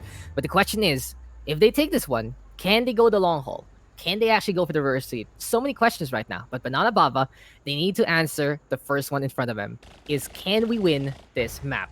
As Battle Angel now, they're going for the Reaper, going for the Tracer. It seems like the plan of action for Battle Angel is to go into the front, speed boost their way to victory, and maybe, just maybe, even contest that arcway to bother them with that Reaper. But on the other side, Banana Bava now, going over to the Reaper there for Chickiamics. And are they going to stay on the Bastion here? Yes, they are. Yes, they are. Sand are going to be looking to set on up. To it. Okay, no, they decided to back on that. So I guess they went for a little bit of a check. Just made sure that this wasn't going to be anything funky. And since Battle Angel is playing that side, they say, okay, never mind. We're going to go back to that Tracer instead. So on to the Winston Zarya, we go between Thomas and Easy Clap. Sander going to be on that Tracer. He's doing really well so far in the second round. And Jenga, in the meantime, trying to keep an eye out, but it's Masu looking to focus fire onto Thomas. This Winston is taking lots of damage, but he drops down just in time. And Chickiamics is taking advantage, looking to go for the flank. But this is Banana Bava clearing out the first checkpoint that they need to go through. This is just the arcway already getting pushed on. And Battle Angel needs to respond in kind. Thomas still up in the air. Here we go with the Biotic Guard being bounced around. It's all about the heals from both Moiras, but Chickiamics with a good angle here. He gets rid of Bata. This is now the time for the side of Banana Bava to push on as much as they can and split up the defense. Ancient now gonna get smushed, especially as Xbox Lucian is in his face. Sander in the meantime pushing on forward, and Banana Bava is looking very crazy here. They are just on point to get this first point, and Battle Angel will have one last chance to defend this map. A lot of space here given by Battle Angel to Banana Bava. I'm actually wondering if maybe they should have gone down from the high ground a lot sooner, because it seems like it was just smooth sailing all the way to the fountain. And here is where they clash. Here's where they will make their last stand. And they actually decide to go for the fight. We saw Momo go for the Desperation Coalescence, and at the very least, it does get rid of a few ultimates there from the side of Banana Bava. But the problem now is not only does Bava have that spawn advantage in terms of the closeness to the last checkpoint of this map, but it's also the fact that Bava now has so much time. But we can check out this replay here as we do see Sander getting a beautiful pulse bomb onto Momo, and Banana Bava with a cleanup onto the first point. Sure, the primal rage was here. Sure, the pulse bomb was used, but now they will have that sound barrier, and on cue, it seems like we are going to get the beat, and they're looking for the beat down. But Battle Angel is going to have their own ultimates. Sound barrier there for CR2 going to be dissipating. Death Blossom is there, but Sander with another pulse bomb, and that's a quick one there from the side of Banana Bava. They will get the D-Mech, and they are just inches away, Mika, inches away from their first victory into this set. Masu desperately trying to get on back, but I don't think anyone else can make it, and this is sweet victory for the side of Banana Bava. They will get a map on, and we will see a 4th map in this set. There we go. See, that's what I tell you. Johnny Lawrence. It took 30 years for Cobra Kai, and there you go. Banana Bava finally making it. Finally landing that point on day 4. Yeah, they've done it. They've finally done it yet again, and Banana Bava, at the very least, able to win it out.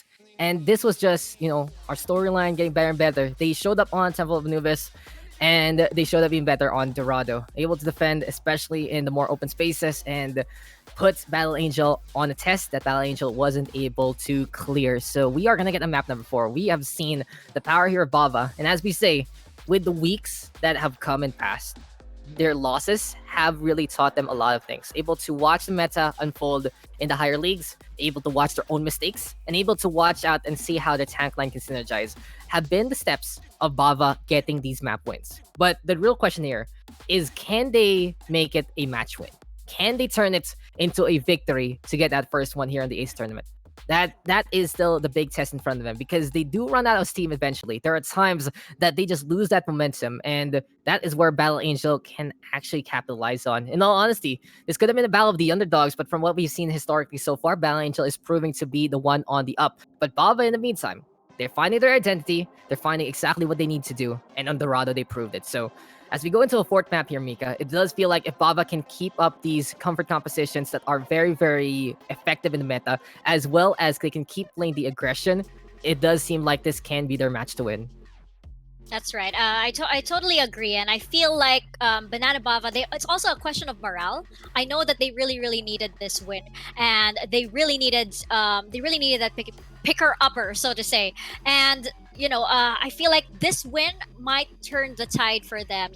They know which cards they have to play already, and now that they do have that win in their pocket, they need to get that victory high in. They need to run on that energy, and they need to take it all the way into our hybrid map. Yeah, it's going to be pretty interesting how this is going to go. Bava has shown to be pretty comfortable, though, on a hybrid map, so it really can be their map to win as well. Battle Angel, though, in the meantime, just got to reel it back. Some good points there from Dorado, though. EMPs from Ancient. Again, absolutely impressive. Masu with that tempo, going for kill after kill. But the problem there was Battle Angel was making just some mistakes that you'd say were a little rookie for them, because they've proven to be a lot better than that. And it might also be in terms of that map pick. It didn't seem like they were as comfortable there on Dorado compared to other maps that we have seen on them. And seeing mistakes on the first point and on the second falter just like that really proves that if they can get into a map that they're more accustomed to, maybe we'll see those stepping stones of those EMPs, of those Tracer picks to be even better. But you can really say that Battle Angel, when they tried to play it clutch, they can bring in the fights. It felt like a while ago on that first point that the Moira Coalescence was still winnable. I was like, okay, this is done. And then out of nowhere, here we go. Let's go for the Coalescence to try to win it out. And it forced Bava to go for more ults. So it really can be them trading effectively in terms of not only picks, but also the ults economy. So that's where something Battle Angel just needs to look back. It's like, okay, we lost that map. We can still win this. We still have the advantage. We can keep things up. And Bava, in the meantime, PMA is all about here. They finally got their first map win, and everything can happen with a reverse sweep. But can Banana Bava stop Masu? That's the real question there. When he sees it pop off, right? When you see that Tracer, blink or you're dead. That's pretty much it. It's Masu able just to get kill after kill after kill, and when he is just absolutely hot, he gets 3 kills, 4 kills in a row, really lighting up that scoreboard. But there are times though, but Bava is just able to answer back, and Masu is the first one to fall. So it really feels like it's a 100-0 approach here for the side of Masu. Can he always be at the 100%? Can he be at that peak potential? Or will Bava finally find the answer here, Mika? That's right. It feels like he has to get into this sort of rhythm, which you usually do with as a tracer, of course. But the moment he's out of sync, the moment he loses count of how many blinks he has and everything, suddenly he becomes such an easy target, of course, for Chukyamics or for Xander, who is usually just in wait. I do have to commend Xander also for usually being in the right place at the right time. He's able to peel back for his supports, and he's also able to peel back for his other DPS over there as the tanks are going ham in the front lines. So I do think that if Banana Bava play their cards right, they could take on Battle Angel on this hybrid map. It feels like Battle Angel was a little bit experimental as well on Dorado. I mean, we did see some weird choices, which weren't characteristic of them in their first 2 maps. So I'm actually wondering if they were maybe being a little bit complacent on Dorado. Maybe. Like, going for the Zenyatta there on that first point, right, is very risky. And Banana Bava is a team with a Lucio. It is just not going to happen. Unless you can kill that Lucio or anyone else trying to get in your face, it's just so easy to pick off that Zenyatta. And you can see, he was like a cornered rat it was just not going to happen for him to survive whatsoever. And we, of course, are going to get the classic map. When you see hybrid on the map type, you already know what's gonna come. It is King's Row for map number 4. And Mika, you know, everyone calls it a certain thing. It's called Scrims Row for a reason. Everyone knows how to play King's Row. That's really it. It's the one of the most iconic maps in Overwatch. And it really feels like you can have a good brawl, you can have a good dive, you can play anything you want and more if you're good at it on King's Row. And it does feel that it's a home for everyone. But the question now is who can make it home, who can bring this W home and show off to the mother, say that this is what I deserve. Because we see Battle Angel taking those first 2, Nanababa taking the 3rd, and we are going to go into King's Row. Here we are. The London Bell is going to be toiling yet again. London is calling, and we are going to be getting into this matchup. Baba, though, going to be on the defense first, I believe. Battle Angel going to be on the attack for this one. And here we are into map number 4, Mika. Any predictions of any kind of compositions we'll see from both sides? Well, we do know that the tank lineup has been very comfy at either the Winston Zarya and the Winston Diva. Oh, but it looks like here we are going to see the Winston Zarya if they decide to stick with this. Of course, Banana Bava, aha, meeting... Oh, I see. We have a little bit of a graphics mix-up over there. But Yeah. Ancient sticking with the Sombra. Of course, great success on the first 2 maps on the Sombra. He says if it ain't broke, don't do anything to it. Leave it alone. It's fine working the way it is. So he's going to stick on that Sombra. Ray Momo on Zenyatta. And CR2 on Brigitte. So there, it feels like Banana Brava wants to... Oh, it feels like rather Battle Angel wants to brawl this out. Yeah, Banana Baba will be on the defense though with that Winston Zarya. Yet again has been a composition of choice for many. They don't really want to play that Reinhardt because he can just get overrun unless you have an amazing Reinhardt player. And in a case like this with Ancient going for that Sombra, then you have to find an answer to bother any of those hacks. But I like this here from Ray Momo. This time the Zenyatta is on the offense. So Battle Angel isn't going to take the biggest risk compared to that first point defense that we saw on Dorado. So we'll find out if Banana Bava can make this defense hold with the Discord orbs being thrown at them, or will Battle Angel just be able to use that amplified damage to get quickly picks on to this fight. And there you go, Ray Momo already a silent assassin. He just goes for the charge on in, right click to get that takedown, Orb of Destruction to your face, looking very, very potent. And Ray Momo being protected by the rest of the team. It's going to be a Zen in the Brig, a little bit of the peel there from CR2. And now it's time to focus fire heavily onto Thomas. It feels like here, Mika, that Battle Angel realized a while ago that they're almost getting those kills. They were almost getting those takedowns. And with the Zenyatta into play instead, this means the Discord Orb effectively cutting that HP, and the damage from the orbs even more potent to begin with. That's right. They just needed that little push. They needed that little push to turn Masu into a Reaper while on the Tracer. So that Discord Orb will definitely do that. And I feel like over here, Battle Angel, it's gonna be smooth sailing on the second point because I feel like Banana Baba here still needs to set up and take their time, I guess, in deciding what exactly they want to do over here. Yeah, they're going to be looking to play that Ashe, but he's on the low ground, dueling with Ancient. Ancient, in the meantime, moving over to the Ashe instead, realizing it's all about the hit scan right now, and he can get some really, really quick bobs if the Dynamite is into play. Trance, though, is in order, but yet again, we do see Thomas cutting off those sight lines, allowing Chikiamics to get to, but Bob is cleaning up house. That's going to be Ray Momo, though, going down to the pulse bomb to the floor, and Bob not thrown out by Chikiamics. He's trying to stall for time, stop his payload for getting pushed. Focus Fire going to be ineffective, but besides that, Battle Angel going to be clearing the first part of the second point so far. I feel like those were the 2 wasted ults over there on the side of Banana Bava. We saw the Nano hit Thomas, but he just didn't have enough life. He didn't have enough health to sustain or anything. So he just ended up going down. And we saw Bob there, of course, as a last minute effort to try and just keep the payload for a few seconds. But it just ended up just faltering, I guess. Yeah, Poor but 7th player. And look at this, Mika. It's the Brown Rage from Thomas, and he's bothering the support line, but Ray Momo refuses to die, and even though the supports aren't there from the side of Battle Angel, they are winning the fight in the front. Ancient is just going ham yet again, and Banana Bava trying to stall for time, trying to make some space for themselves by throwing down that Bob, but it is just ineffective. And Battle Angel now with 2 points, 5 minutes 15. That's a big time back here for the Taiwanese squadron. Definitely, and we're gonna see Thomas, switching out in the Winston, bringing out Roadhog instead over here. It's not looking good for Banana Baba because their ult economy, we see Battle Angel over here ready with their Bob, and Banana Baba so far has nothing in their bank.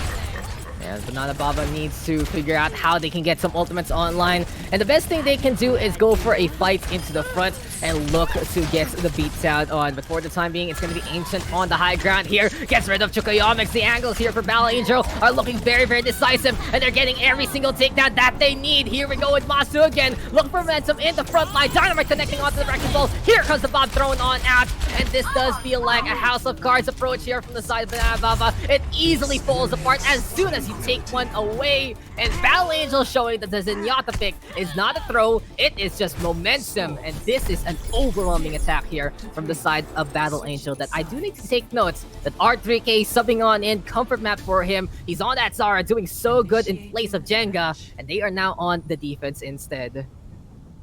Did you see Ancient over there on those last few seconds on that map? He barely even moved. He was just staying in one spot and just shooting in the same spot. He knew where they were coming out, and he didn't need to move at all, and just dropping down at the very last second in celebration, I guess. It's the positioning there from Battle Angel was just so decisive, with Banana Bava throwing their ult economy out of whack with the late ultimates there on that second point first fight. It really felt that their positions themselves were never good. They lost out on the second fight on second points. They tried to isolate the support line to no results whatsoever, and as soon as they tried to go for the duel on the third, there was just so many spaces and places that Battle Angel was already able to take. So here we go now on the defense. Momo though gonna stick on to Zenyatta. If he feels like he's hot, he might be able to make this work. And here on King's Road, there is always a high ground you can stabilize on compared to Dorado. So I feel like for Battle Angel, this is gonna be a pickoff that can work if they can get those pickoffs per se. But now, Banana Bava, I want to try the tested composition for them. Reaper for Chikiamix. We got the Zarya, we got the Winston. It's time to speed boost on in, do the boogie, and go all the way in the face of the opposition. Looking at the support line over here, if it's Xbox Lucio versus Ray Momo, I'd be worried because Xbox Lucio is such a pest, and I'm sure he's going to run after that Zenyatta. Such an easy target hanging over there in the back line. And Xbox Lucio, as we know, he does like to hang in there. He is that second tracer for the team.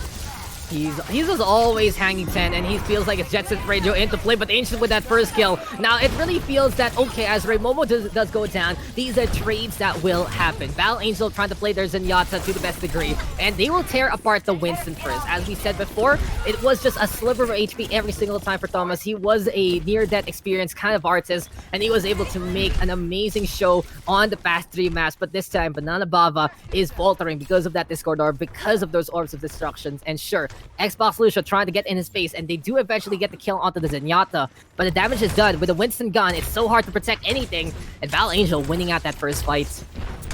That's right. You know, Banana Bava, you feel like they almost had it, but I feel like you're absolutely right. They did not respect the Discord Orb that was there. It's just too easy. It makes you too easy with a target over here, and you don't want yourself with the Discord Orb while Ancient is out there in the open and Masu somewhere behind you.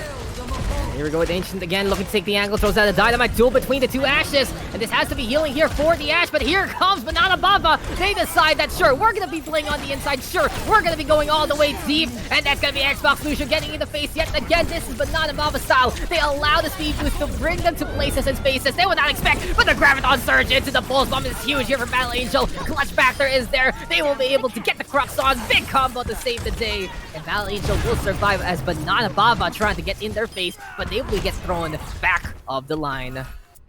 That's right, and amazing over there by Ray Momo, surviving an onslaught by the Winston. I mean, helped out of course by CR2, but you guys gotta respect that. Not a lot of Zenyatas will go head-to-head with the Winston right in their faces.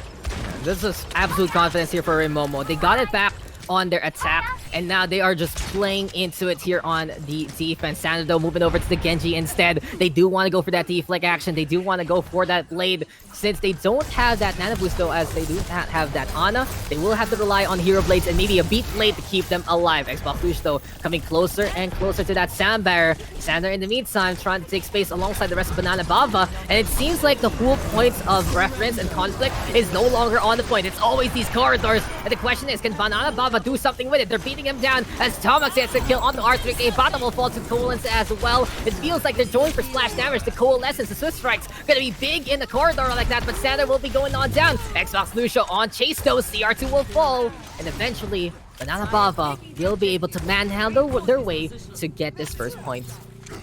it's funny. I thought Battle Angel had all of the right cards in their hand. We saw Ancient lying in wait, getting ready with that bomb, but I guess they were just surprised at the onslaught that was Banana Bava. They were able to take him off the high ground. They were able to get right in their faces, and that's what we were saying. Taking the fight to them is where they excel. Yeah, but now 3:15 on the clock. This is a good time back here for Banana Bava, but Battle Angel did make them work for it. So if Battle Angel can do it again here on the second point, then we will see a similar scenario. They don't want to be giving this up because they don't want the opponent to have a similar time back as them and get that confidence back. But for now, with the Bob, with the Sand Barrier, and with the upcoming Dragon Blade soon, it does feel like Banana Bava can actually keep the momentum in this game. But as I say that, Sander will fall immediately. Battle Angel now is bringing back the fights, and they are just doing this with a Valkyrie. This is going to be a really good push here from Battle Angel. They stop the payload by the Arcway, and they can make a natural choke in this map.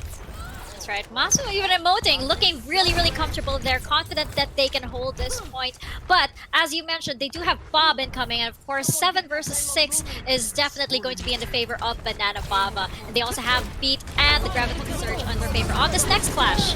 Yeah, Bomb's gonna be available. That's gonna be a huge one there, but Masu is gonna unfortunately go for the Kamikaze, and he gets 2 for the price of his life. Now 2 down on both sides. We'll see if the side of Banana Bava can take advantage of that fast. But with the Bob thrown down by Ancient, it's just buying time, and Bava will take the silent retreat instead. That's right, another retreat for Banana Bava over here. They can't work out this puzzle that is Battle Angel, and it just seems like Battle Angel over here is just sitting pretty. We're gonna see Xander over here trying to do a little sneaky over here, pushing the payload, ever so quietly, just waiting to see if anybody's gonna notice. Yeah, it seems like Battle Angel doing the same thing. They also went for their own retreat, giving Bava the space they need to push to the corner. But the fight is still gonna be here by the pub, and it seems like Ancient is going for an after-hour special. He has gotten 2 so far. Makes that 3 here for the side of Battle Angel. Another cleanup yet again, and Bava is just struggling to get any kind of chains here. The chains that bind them, sure, but the chains of momentum is just not flying into their sight lines. This is Battle Angel right now, really shutting down whatever Bava wants to do, and they do have only 75 seconds left on this defense to get this match win.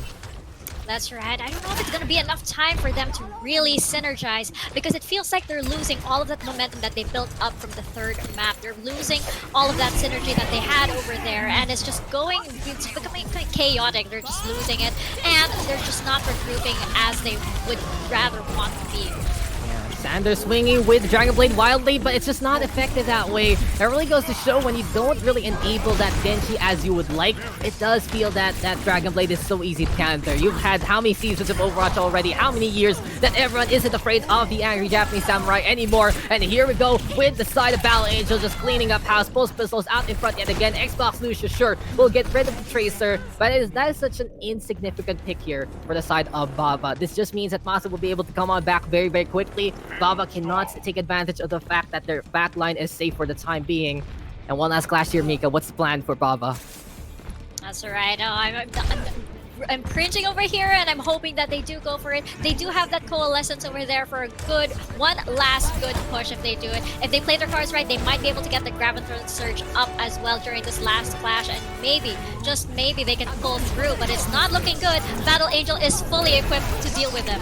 Yeah, they have all the parts of the arsenal that they need, and with the Transcendence keeping the heals on, you can feel the chakra flowing into them like Shinobis, but this is just Battle Angel right now, keeping it clean, keeping it to the front, and beating them down by the pub yet again. This is one hangover that Banana Bava cannot wake out of from, and with Sander the only one left, the hopes and the dreams of Bava to take a match win is just gonna dissipate into the front. Thomas though trying to buy some time with the Wrecking Ball, but apparently this is just gonna be the hamster trying to stay and slay, but it's not gonna happen. Battle Angel will win it out 3-1, but a very commendable effort again from Bava. They are showing that they are deserving of a slot here in the tournament with these map wins, but they need to capitalize, and they need to make that a match win eventually. That's right. I feel like they're not gelling quite yet. You do see shades of it. We did see a little bit of it on Ilios. We did see a little bit of it on Assault, but it seems like they can't sustain it. Once they get that momentum going, it somehow, the moment it drops, it also drops, and you gain momentum going on the opposite direction as well for Banana Bava. Yeah, it's ridiculous. It's ridiculous. And of course, Battle Angel and their gameplay is all about the Ancient show and then moves on to everyone else getting infected by it. But of course, Ancient with so much good gameplay yet again, making those EMPs count, getting those bobs down, getting some really good shots here and there. But a team effort from Battle Angel proving that they are not just a one-trick pony, they are all the way as a team. But Ancient the MVP, gotta say, he has to be. Like, Masu is scary when he feels the heat, but Ancient is just so consistent, and EMPs that quick should be illegal. There is no way. You know, I feel that in this day and age, Mika, electricity is a basic need that everyone has a right to. And Ancient is just saying no, that this is oppression. This is not going to happen. And he's always able to get the drop down onto so many. I believe he's only whiffed one EMP so far. And in the end, it didn't really matter. He made such a big difference every single time. And Battle Angel just so dependent on their TPS duo to do so many great things. And they are just able to pull it out and then some. Absolutely. I'm loving Masu and Ancient on the Tracer and Sombra. They're just doing so much damage and you can't even see them. You can't even see where they are. And before you know it, you are hacked. You are dead already because Masu stuck a pulse bomb on you or something.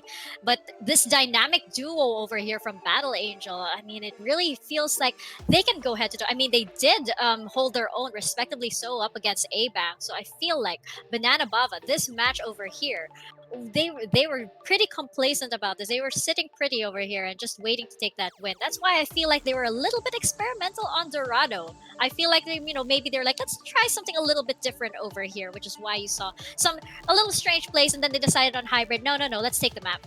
Yeah, and I mean, they did learn from Dorado, though, this Battle Angel Squadron. They saw the mistakes there with the Zenyatta at the start, and then they just said, okay, this is a better map for it. We can make it work. But that CPS duo was still absolute dynamism. And in the end, even though we saw Sander as well as Tricomics go toe-to-toe with them, go for the fights, there were just higher peaks there between Battle Angel. When Masu is hot, he is just crazy. And Ancient is always on that high point. He's always so Mr. Reliable by this point. And it does feel like Battle Angel being a more complete package there to Banana Bava. But I really see a lot of hope here for Bava. If they can figure out how to reel back after all these losses in the standings, then they might be able to still make it to the playoffs. But the question right now is, can they figure it out? Because 0-7 is a very, very big pitfall to be in. But at the very least, they understand what support line works for them, how their tank line looks, and how their TPS can go for the duel. All about responsibility right now, all about refining their play. But Battle Angel, this is just a mid-tier team going higher and higher. Very, very commendable for them. They're looking to vie for that position, but the gap between 4th and 5th is still looking pretty big here, Mika, with the 2-match disparity. And the thing to note also, it's only our top 4 moving to the playoffs at the end of this month. So if any of these teams on the down parts, Battle Angel, Watermelon Wildlers, Jaeger, as well as Banana Bava, do want to make it to that October date, then they have to figure it out. And fast, they got to get that momentum, and they have to take down those big guns along the way, Mika. That's right. And I feel like the dark horse really of this tournament is Battle Angel. I mean, they came out of nowhere. They are such a wild card. And I feel like, if anybody can knock Jacob Bird off of that 4th position, it might be Battle Angels. I mean, angels do soar higher than birds. That's interesting. It's all about that altitude right there. But we are going to be getting into another high points of our night. Our next match going to be huge. It's Jaeger versus Far East Society. And as I say, if you have ever been following the Singaporean scene, this is going to be a solid one. But we will be right back, ladies and gentlemen. Stay tuned, stick around. This is the 4th day of the group stage of the Overwatch Ace Championship Pacific 2020.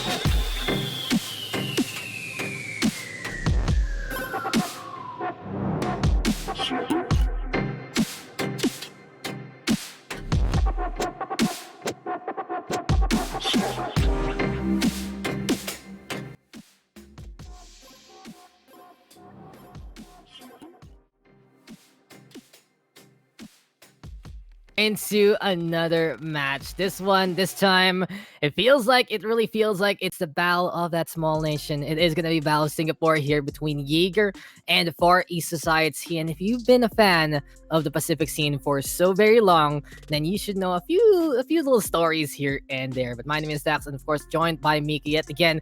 And here we go with Jaeger versus Far East Society. I can say that these two teams know each other very, very well. Don't know each other's members very, very well. And it's really all about that powerhouse versus the potential of Jaeger. Safari Society, of course, an established team in its own right, really proving themselves in Pacific contenders. In the meantime, Jaeger, the thing about them is they have so many strong members and some really amazing additions for the second week. But they have one problem, is they kind of choke. They kind of choke by map number 3 and something like that there, Mika. It feels that their pure power is on those first 2 maps, and they dissipate from there. So it really feels that something has to happen here for Jaeger. They need to let a little more of that confidence, a little bit more of that, well, that way to really finalize these matches. And it does feel that if Far East Society is able to get that first momentum off, then they might be able to run away with it. How about you, though? What do you think about this match?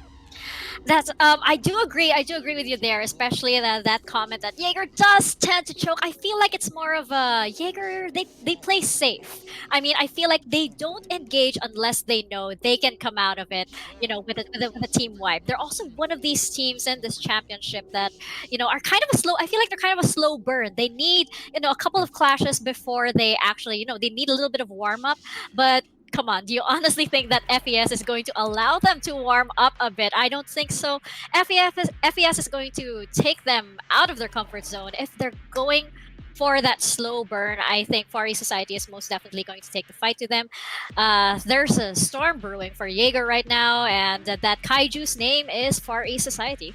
Yeah, I gotta say, it's also gonna be a good battle of the hit scan. And you can see for Far East Society, you have Little Rocks popping off on that Widowmaker, but Jaeger has been relying on a certain DPS to do all the work they can. Sino has been absolutely impressive. We saw production error, Sino Christ, but he has been the Lord and Savior, in all honesty, of Jaeger so far. He's just been popping up out of nowhere, getting duel after duel after duel. And it really goes to show that even though he's just hard of hearing, he's just able to do all he can and more with everything he can. Every single sightline that he can see and every single shot that he takes is so crisp, so juicy, and so finger looking good because it just leads to a very solid kill there for the side of Jaeger. So Christ, this man has been nigh unstoppable there when given the space. So can FPS actually go for a team effort there? Or will we see the duel? Because as I said, FPS will have Lilorax in the roster that he can pop off if need be. And we've seen him play the zoning game.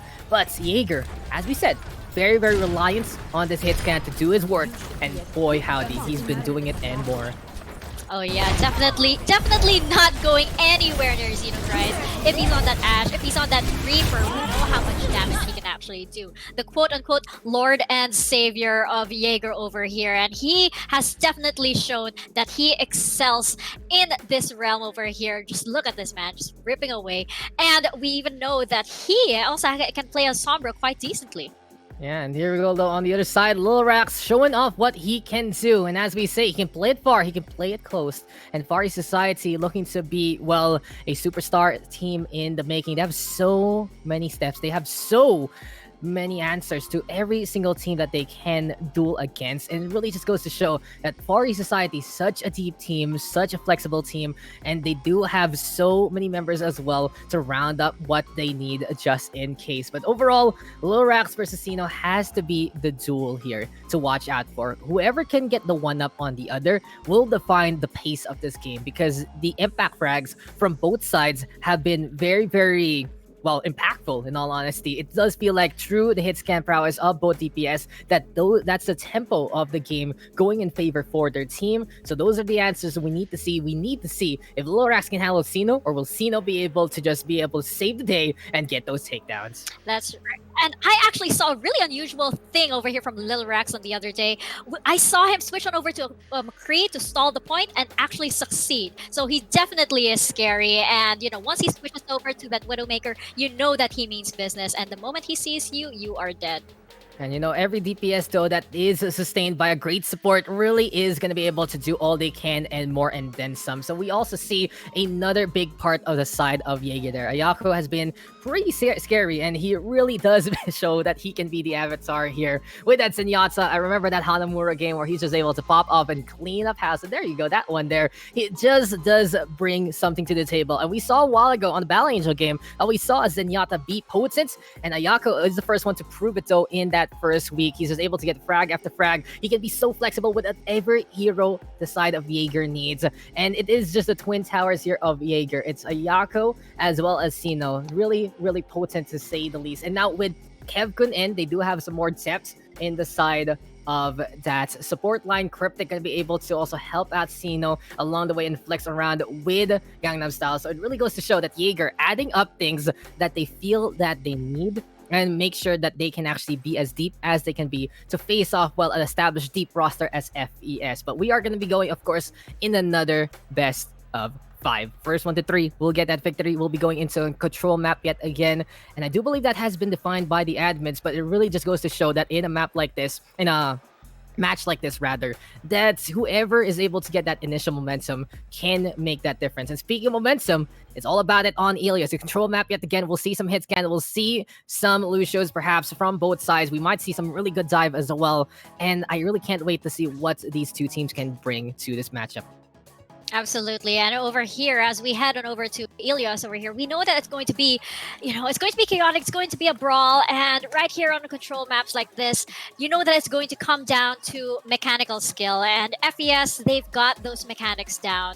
Jaeger does perform well on control maps. We have seen that, they did get one from Jacob Bird the other day. And they did, they had an intense match with Jacob Bird the other day. And it was really, really close. And while they did lose that match, I hope they learn from their mistakes and really work out the kinks that they have over here. So I feel like, Jaeger does have a fighting chance, but they are up against a huge type. They're up against, because we're talking about Jaegers over here, I'm gonna call them a kaiju today. Just a big giant monster looking to rampage. But the problem there is, sure, they do some damage on the towns, but in the end, they're still beaten back and driven back to the sea. So it does feel like that's been the storyline for Jaeger so far, and they do need to figure out how to stay there, how to stay on land, and it's a big tough task against them because it's FPS there on the other side.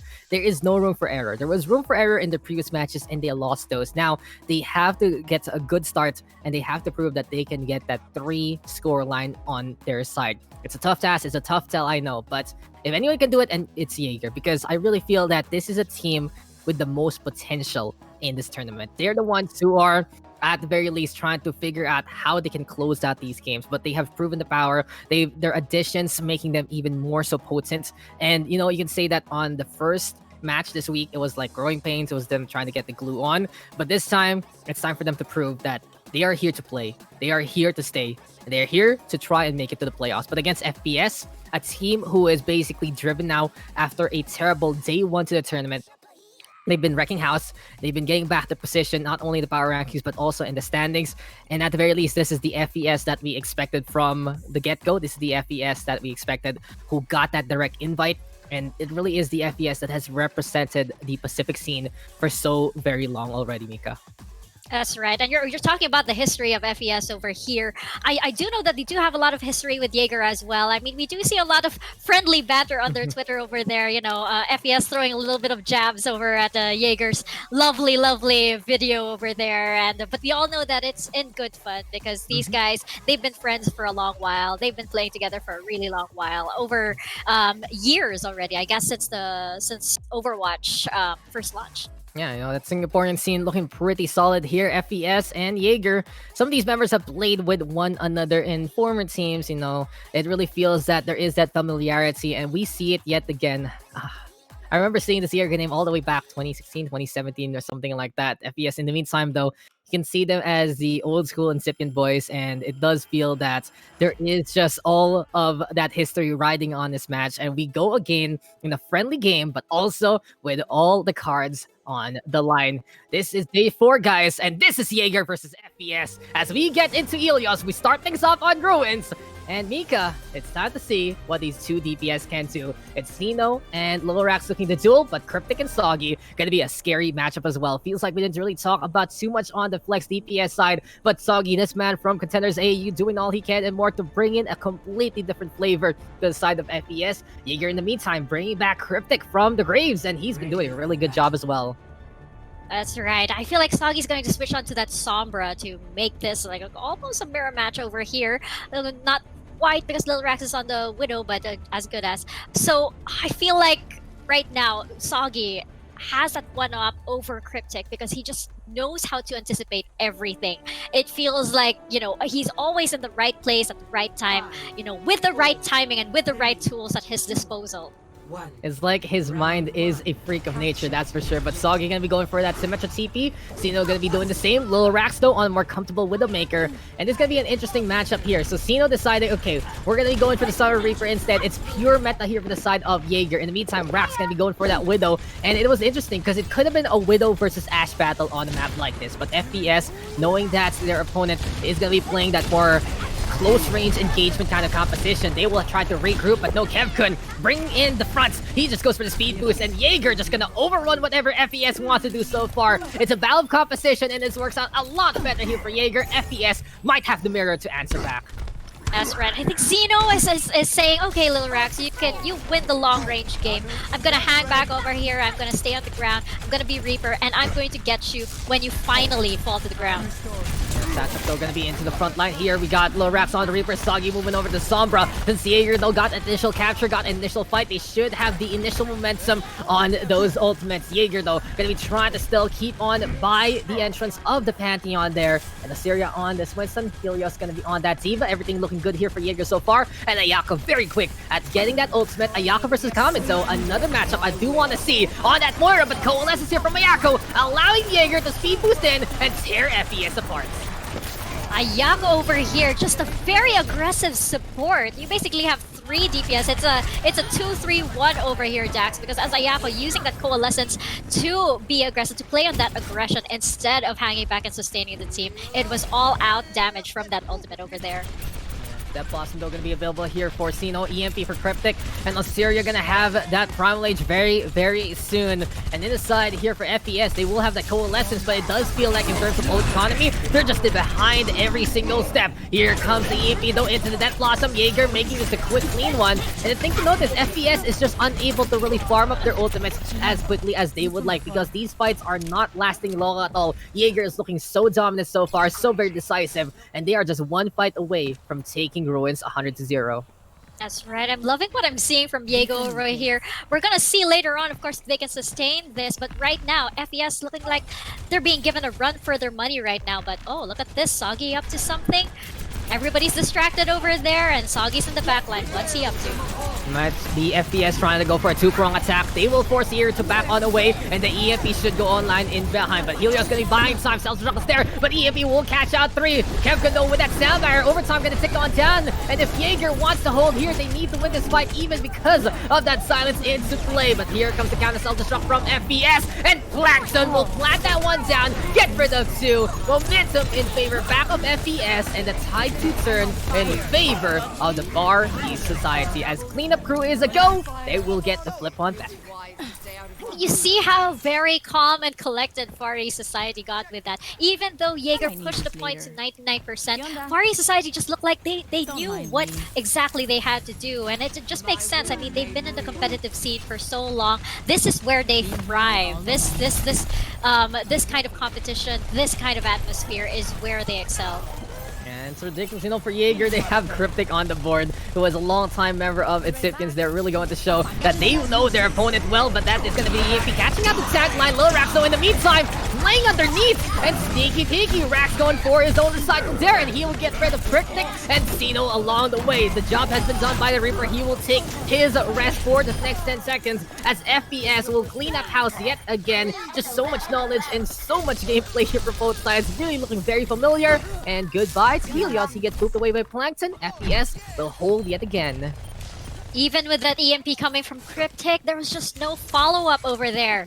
And now we have Soggy over here armed with his EMP. And as we've seen previously, these can be so deadly and such tie turners over here. And I really do think that FES has a really good struggle over here. Jaeger has to crack this puzzle right now as Soggy drops his EMP.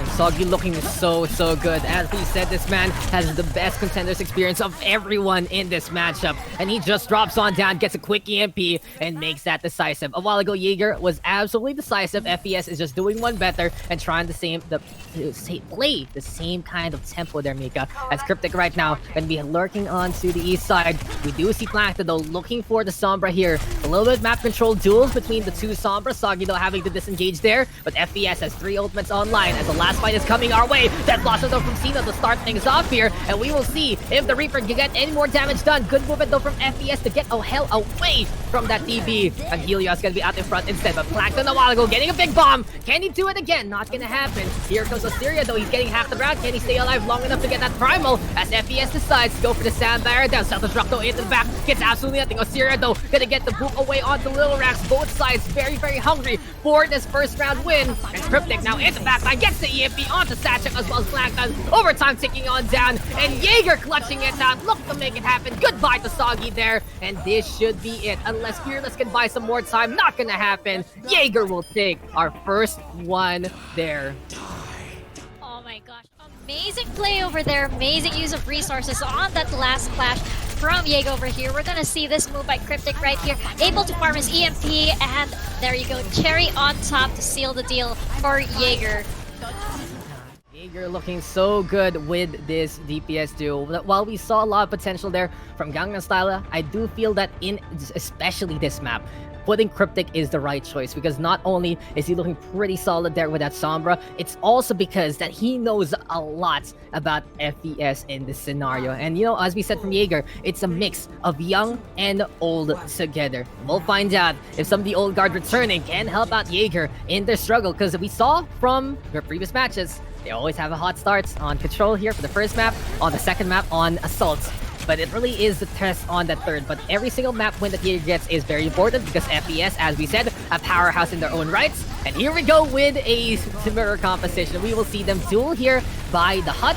And Cryptic right now and Soggy trying to poke against one another. Osiria gonna be looking to stay into the front lines here and now. In the meantime, Helios gonna be trying to DM on as well. And FES poking and prodding. Jaeger trying to do the same. Both sides trying to anchor their points onto the objective. And here comes Akame with the quicker coalescence this time, since FES went for the mirror first. It feels like they have the ult advantage, but Plankton gonna get T-Mech. FES though with the first capture, but the first kills go in favor of Jaeger. And now they can push on forward. They will be able to just get the domination on. Goodbye find the section as well. And a quick flip here from the side of Jaeger, looking to be anticipated, looking to happen. Contest though from Lil Rax, trying to stay alive, but he's getting bullied, he's getting prodded, and he will fall to the hand of Syria. This is Jaeger right now, getting a capture on quick mats and quick duels here from both sides. Ayako over here, amazing work with the Coalescence, using it to push the other team back and just providing that extra firepower to get his team into their faces. I mean, it's amazing what this guy can do over here with Moira. You really feel the power of the Coalescence right there. As you can see, like, every single time he's pushed that out, you see FES take 2 steps back.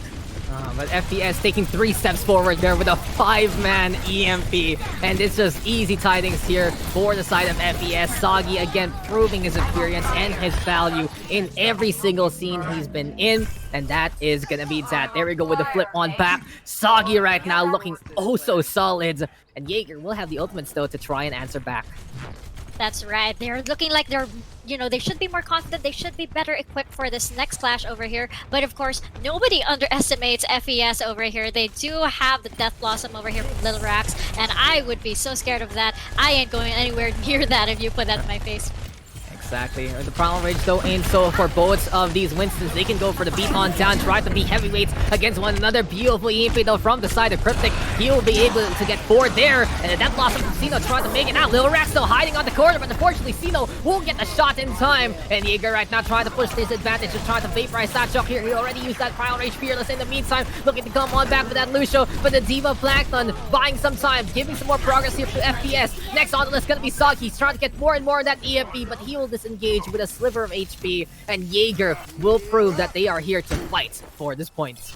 That's right, and they also use, I mean, they didn't even use all of their ultimates yet, so they're well equipped to survive the next clash. That is, if Soggy doesn't pull anything up his sleeve or Lil Rax doesn't get right in the middle of them to eliminate all of them with the Death Blossom. Death Blossom though is available here for Rax, as you said, and we'll see if he will pop it here, but FPS already confident with that first frag. They go for that Coalescence responsibility with their ult economy, and the Sound Barrier right now from Kevkun to keep Jaeger alive in response, but Soggy is there to get the EMP yet again. He'll be able to get 3 so far. Cryptic though, shutting down Satchok, but Rax will wrap things up in this Spain, as Sino, as Cryptic tried to peek from the house. Soggy will be able to get rid of his counterpart. There we go with the cleanup crew. Sino now all alone. Jaeger just buying time, trying to make it to the 80 percentile, but FPS will get it back instead, and this is such a close, well mapped so far. This is such an intense game. You don't know which way the battle is going. I mean, it's just a tug of war over here, and you do feel like these teams really know each other well. I mean, you can see the way they anticipate each other. There's, the history of them playing together really does show. Yeah, and for now, especially in a brawl fight like this, it does feel like the history helping them out, knowing those nuances, knowing exactly what their opponent wants to do, really can make a big difference. But Ayako right now, knowing where Soggy's gonna be and gets the shutdown onto the Sombra, that's a big one because FES can charge that EMP up, and Cryptic is ready with his. He pops his EMP out in front. He will get 3 there. There we go with the Death Blossom right now. And as overtime is there for FES, Jaeger will wrap this one up and get the flip back. We're getting one last clash over here, and we're going to see if FES can take back the point. But that was a beautiful play with the EMP and the Death Blossom over here from the dynamic DPS duo from Jaeger. Yeah, Jaeger showing exactly what these additions are all about, making a great team even better. And Ayaka right now with the Coalescence. There we go with the Syria out in front. Jaeger right now bring the fight in front of their opponent. And Soggy trying to go for the overtime there. But Plankton, he has just gotten the Miracle Bomb there to save FES. He gets rid of Ayako and Osiria. The barrier has been used up. This is Jaeger right now running out of embers. And FES with the clutch. From afar, they will get the bomb. And right now, they're looking to get the shutdown. Cryptic is caught out by the grass. And FPS should be able to get this map as well. Oh, really close over there. And I feel like if Jaeger just held on, I mean, I do know that I told, that I described them as playing a little bit safe earlier, but I feel like that was a little bit too aggressive. I mean, they already had the right cards in their hand over there. Ayako just decided, no, I'm gonna push them back. I'm gonna go all the way, and went, a little aggressive. The rest of the team followed, and that totally blew them out of position, being on the receiving end of Plankton's bomb over there.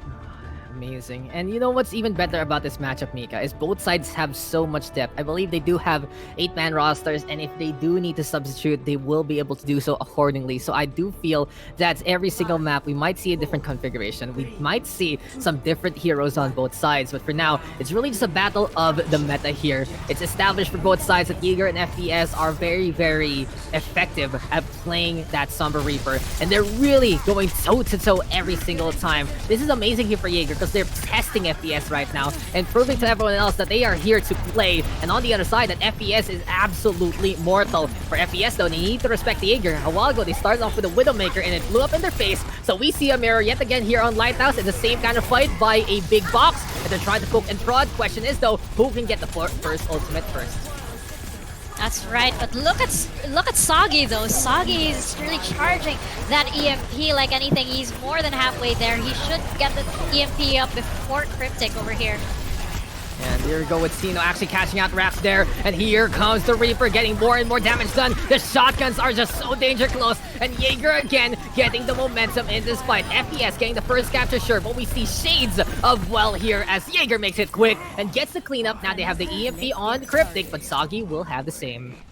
It's funny, between the Sino and Lil Rax showdown over here, we're actually seeing that Sino is I think on the winning side of this little face-off over here. He's actually getting Lil Rax in a lot of places.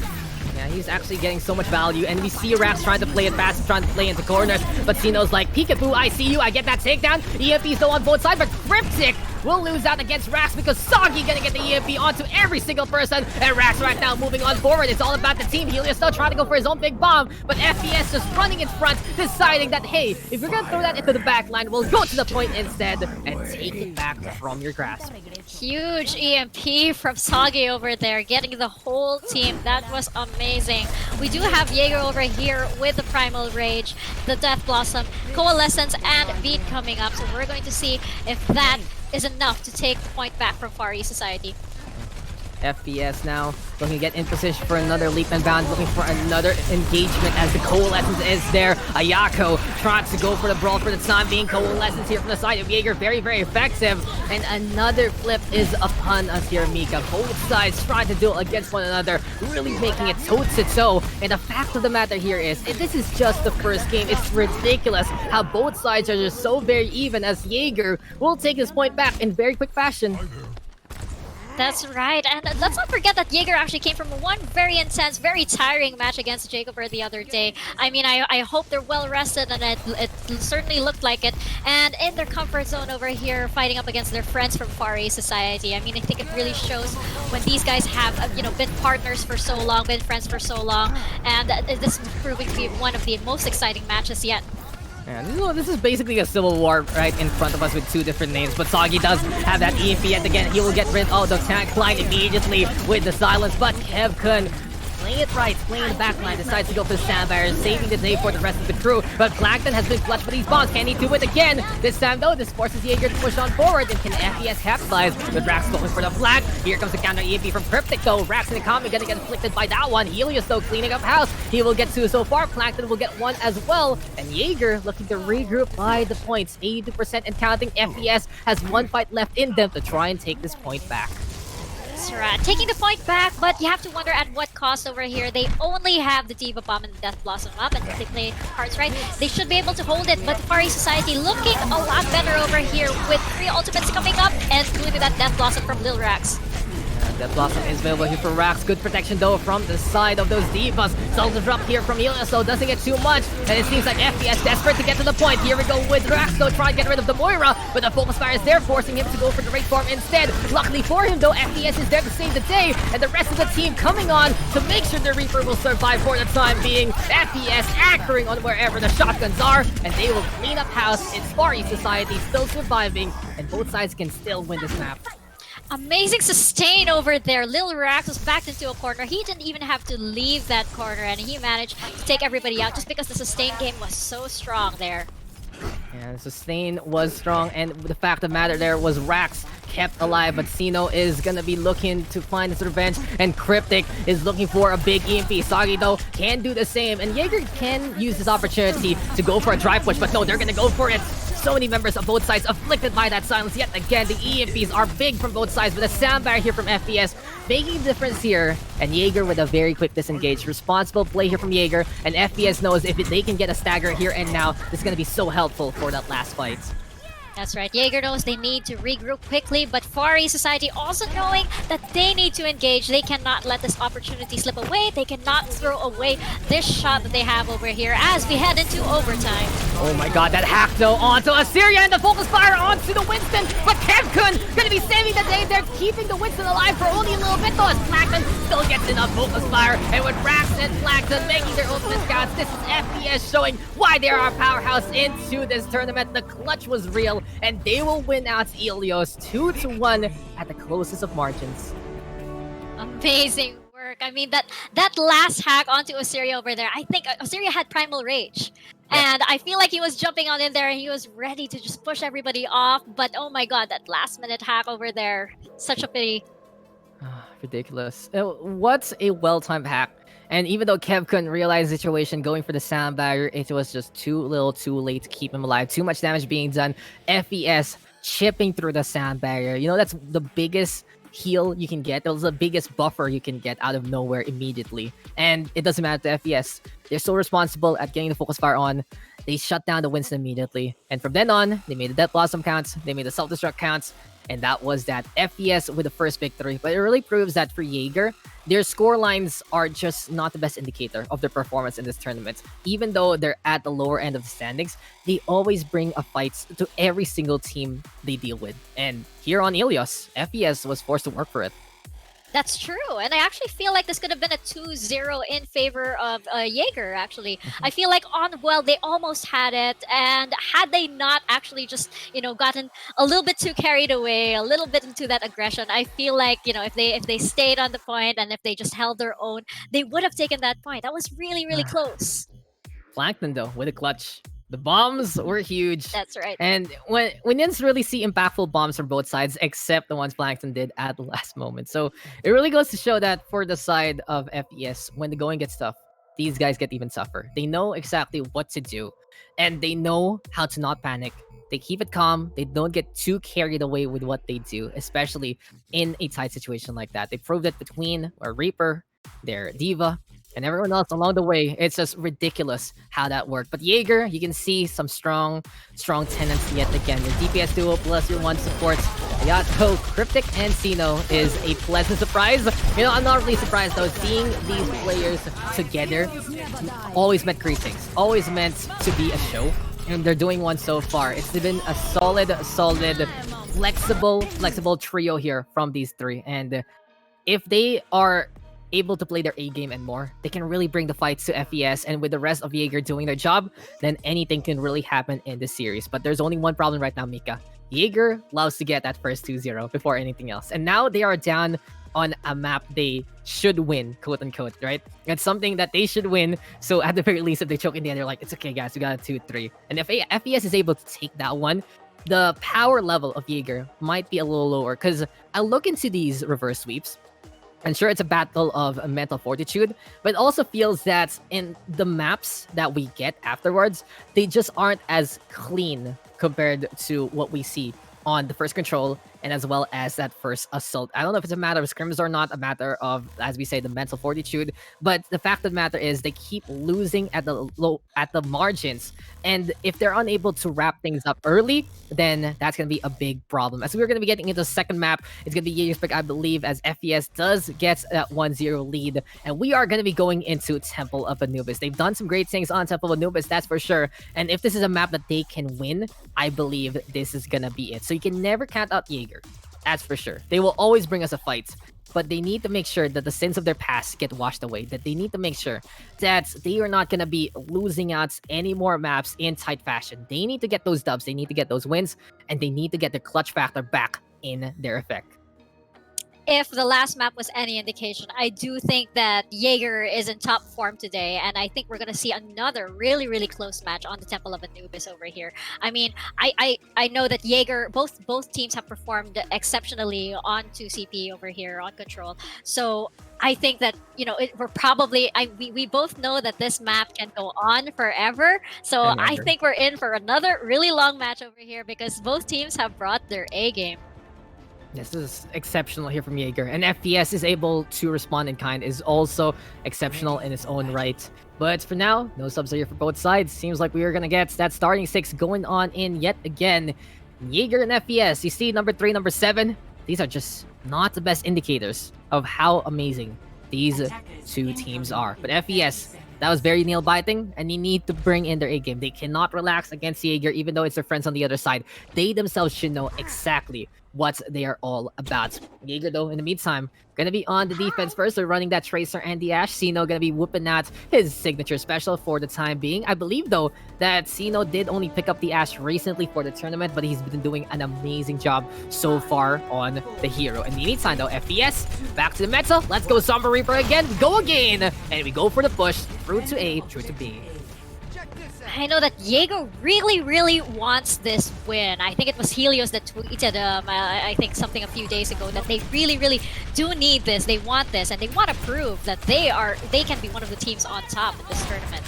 Oh, Sino, though, that Dynamite's gonna be huge, and look at that ult progress ticking on to around 43% between the first half minutes. So solid one here from Jaeger. They will be repositioning. They're playing that Zenyatta, and they're playing that Ashe. And I love this here from Jaeger. The rotations are looking so clean, and Ayako can really amplify any kind of damage here. FES will need to regroup and will need to focus on the target that they would like, and they will decide to bring the action off the point instead. Ayako, though, will go down. Cryptic will fall as well, and the Batzel on top of the platform will not pan out for Jaeger. You expect, right, here on Temple of Anubis that you see a normal push onto the left room and they will fight there, but no, it's FPS going for the around the world approach and they will get that takedown. Sino able to disengage accordingly, but unfortunately for them, it's no one surviving. FPS making that clean and quick, and they will be able to get the initial capture and now almost 6 minutes on that time ban.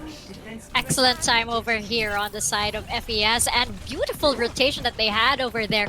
Really, really playing with the weird timings over there.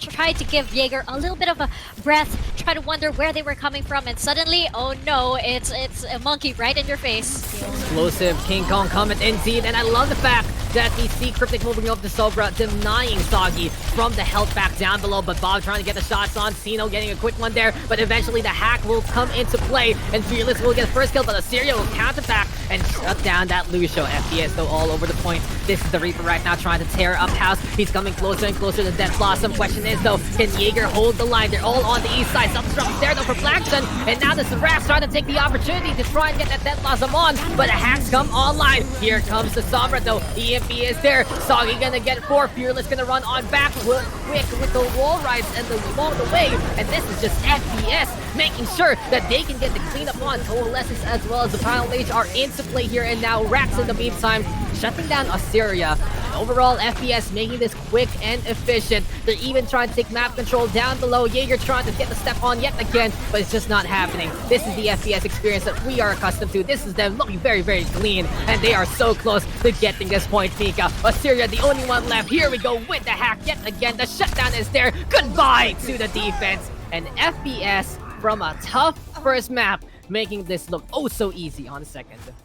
A wonderful, decisive play by Far East Society over here. We have Lil Rax over here that was able to farm his Death Blossom with this one flash just over here, and with the follow-up EMP by Soggy. You know that duo, the Reaper Sombra duo, and when it's Lil Rax and Soggy behind it, you know they mean trouble.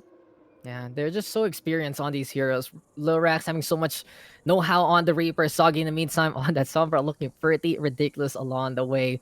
And it really goes to show this FES squadron built from the ashes of the Pacific scene, doing an amazing job at representing the art, representing that team, and doing all they can and more to represent the Pacific region. But Jaeger, no slouch on the first map, but they need to figure things out here on the second. They look very lackluster there on that defense.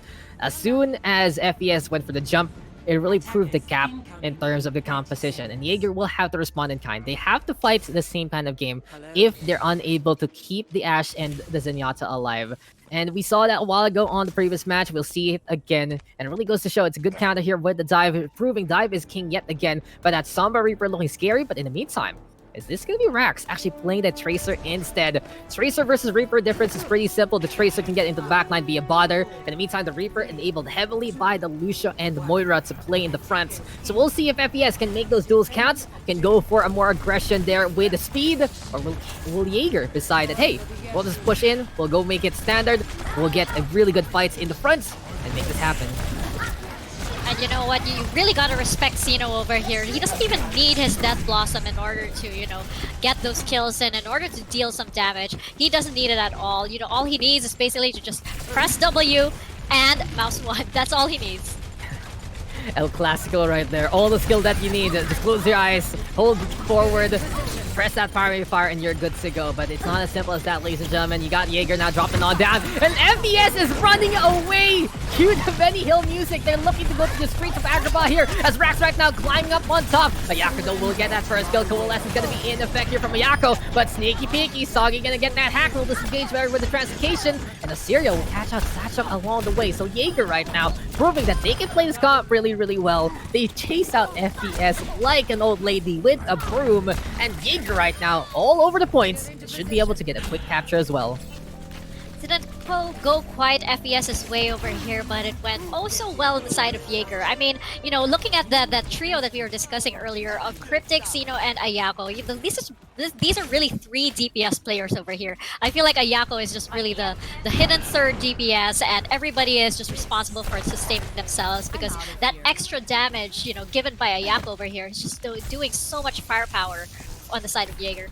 The two things about these two teams is the two A's are Flex Lords in their own right. Ayako and Akame can pretty much play any role that they need to, any kind of hero, and it really proves that there is just so much depth here for both rosters. But for now, Soggy, EMP in hand, looking to get in position yet again. He can go for a quick little flank here, and now it's time to get 6. Question is though, can FES actually go for the leap and bound and get the cleanup? Yes, they can, and that is that. Jaeger will take that one standing. They will be trying to survive, but it doesn't matter. Fearless will go down, sure, but Jaeger knows that fight is over as soon as the EMP is popped. There it is, there we have it. That EMP, and then going right back saying, you guys take care of it. Cleanup crew, where are you guys? Because I'm heading back. You guys are responsible for this. Take them all out. Yeah, that's just that. My job is done. I will fly away into the atmosphere. So it really goes to show. You can see that Soggy there is a superhero in his own right, but FES now has to defend against the EMP here of Cryptic. He's trying to get in position, gets spotted by the Winston, I believe, and Jaeger right now is popping that sound barrier as well. A little awkward though, FES trying to figure out where exactly to go, but Satchel able to dodge the EMP there and goes for the Primal Rage instead. Fearless, in the meantime with the sound barrier. Jaeger looking to hold the line here. Self-destruct though is in order from Helios, and Plankton actually gonna get caught out there as Assyria gets D-Mech along the way. So for Jaeger right now, they have the advantage, but it's not as clean and cut dry as you would like. Still contest here from Satchel. There we have Soggy looking to still get that EMP online as well. Rax in the meantime moving over to the McCree instead, and Jaeger is all over the point by this reference, but still that Sombra disengaging. Time not ticking. FES trying to make sure that they can contest again, and with the Lucia and the Diva coming on back, it's time now for FES to go for the duel again. EMP though gonna get a deflection on the 5. Ayako in the meantime has cleaned up too, but Fearless is there to go for the charge on it, and Cena will go down. Still though, the odds are in favor of Jaeger. Coalesces from Ayako to also turn things around. The Kami trying to respond in kind, but it's a little too late from the Moira, and Jaeger will get the capture as well. Oh, wonderful, wonderful from both teams over here. We saw Far East Society attempting to try and stall the point, but it looks like Jaeger was well prepared for them over there. So it looks like they're going to get a second chance at everything again over here. I told you, Dax, we're in for a long match right now. We're in for a treat into this game, especially these first 2 maps, and Jaeger proving that they are just able to get down and gritty against their opponents, FES. In the meantime, though, I love the movement. I love how they're trying to psych out Jaeger with their position, and in the end, it is going to be a better time back here for the side of FES, so Jaeger will be on the attack first this time. But we will see the same old thing, and I feel like micro adjustments are just the thing that needs to happen here for both sides. Better EMPs, better Death Blossoms, better bombs, better primal ranges, because they are really toe-to-toe. But I feel that's the defining factor in this game is that ult economy. Whichever team gets the initial momentum on ultimates is able to define the tempo for so very long. And we see it on FPS's side, we see it on Jaeger's side, and I feel that it's going to happen in the same way again in the second round. Absolutely. It's all about who gets that ult first. And we're going to see here, I think it's going to be a Cryptic and Soggy showdown. Who gets that EMP first? Who gets to cripple the other team with those hacks? Yeah, it's all about making sure that the hacks are online and what is planned here between Cryptic and Soggy. He who get that EMP first and make it bigots, gonna be the decree here of this game. Sounds medieval, sure, but right now it's all about a battle in the desert ways, because here we are again on Temple of Anubis, and Jaeger deciding, hey, we can go to the high ground here, and now we saw this a while ago from FPS, but Cryptic will go down, and that initial pickoff might put Jaeger in a tough spot. Now FPS can actually push this and make sure that Jaeger is caught in the crosshairs. Some even trades, though, will go in favor of Jaeger, so FPS deciding to poke and prod from the side instead. Some ult charge in favor of Satchel so far, going really, really well, with that Tesla cannon getting a few shocks, and Jaeger right now is stuck inside this room. We do have the coalescence coming from Ayako over here. First in line for the ultimate. Will he use it now? Probably not, but he'll probably use it to push, make this desperate push onto the point. I mean, they do have only 1 minute left. So we'll see if this clash swings in favor of Jaeger. Coalescence still popped already from the side of Ayako, and Jaeger is desperate to try and force this one out. Shachukto in the meantime focusing far heavily on Cryptic and to give up one tick for it, but I feel like that's absolutely worth it because without the Sombra, no EMP to go for the game changer, and Rax even tearing apart Assyria along the way. Helios though in the meantime hacked up as well. Akame gonna go for his own Coalescence and FPS. It seems like the ends justify the means. They give out that first tick, sure, but they will come on back with a vengeance and clean up this fight as Soggy is holding on to an EMP and shutting down Cryptic again to prevent him from getting his own purple lights in the sky. Amazing hold, but we do have that dynamic duo, the Cryptic and Sino over here, with their ults coming up in this next clash, and they only have 15 seconds on the clock, so we're gonna see where this takes them. Time is of the essence here, Mika. And if Soggy can get the EMP online, especially on the DPS and the support line, this can be the game changer. And here we go, gets Cryptic there. Focus bar on the Sombra, but a sound fire from Kevkun keeping them alive. And Sino, unfortunately, onto the corner. And Rax will do one better. Self-destruct though into the back. And that's going to be the sound fire here from the side of FPS. Twin bombs here from both sides. But unfortunately, it still doesn't get anything. There we go, the hack onto the Diva. And this is Helios struggling to stay alive. That's focus fire again from FPS. It has been pinpoint accuracy here. They lock on to one target, and that is that. There is the cleanup again. FPS knowing exactly what to do at the right times, and Cryptic cannot get the EMP online at all for this round. That's right. Soggy was just there, a little bit faster. I mean, I think Cryptic charges EMP first, but Soggy used it first. So it's not about who gets there first, who gets the charge first. It's about how you use it. And Soggy definitely was in the right place at the right time. And there you go. Swings in favor of Far East Society over here. The hunt for the Sombra was paramount there for FPS. Satchok, Soggy, Rax, all trying to get in the face there of Cryptic. And they knew it was a ticking time bomb, but they get the defuse on. Seems like they have a kit in order, but that is that. Now FPS on the attack.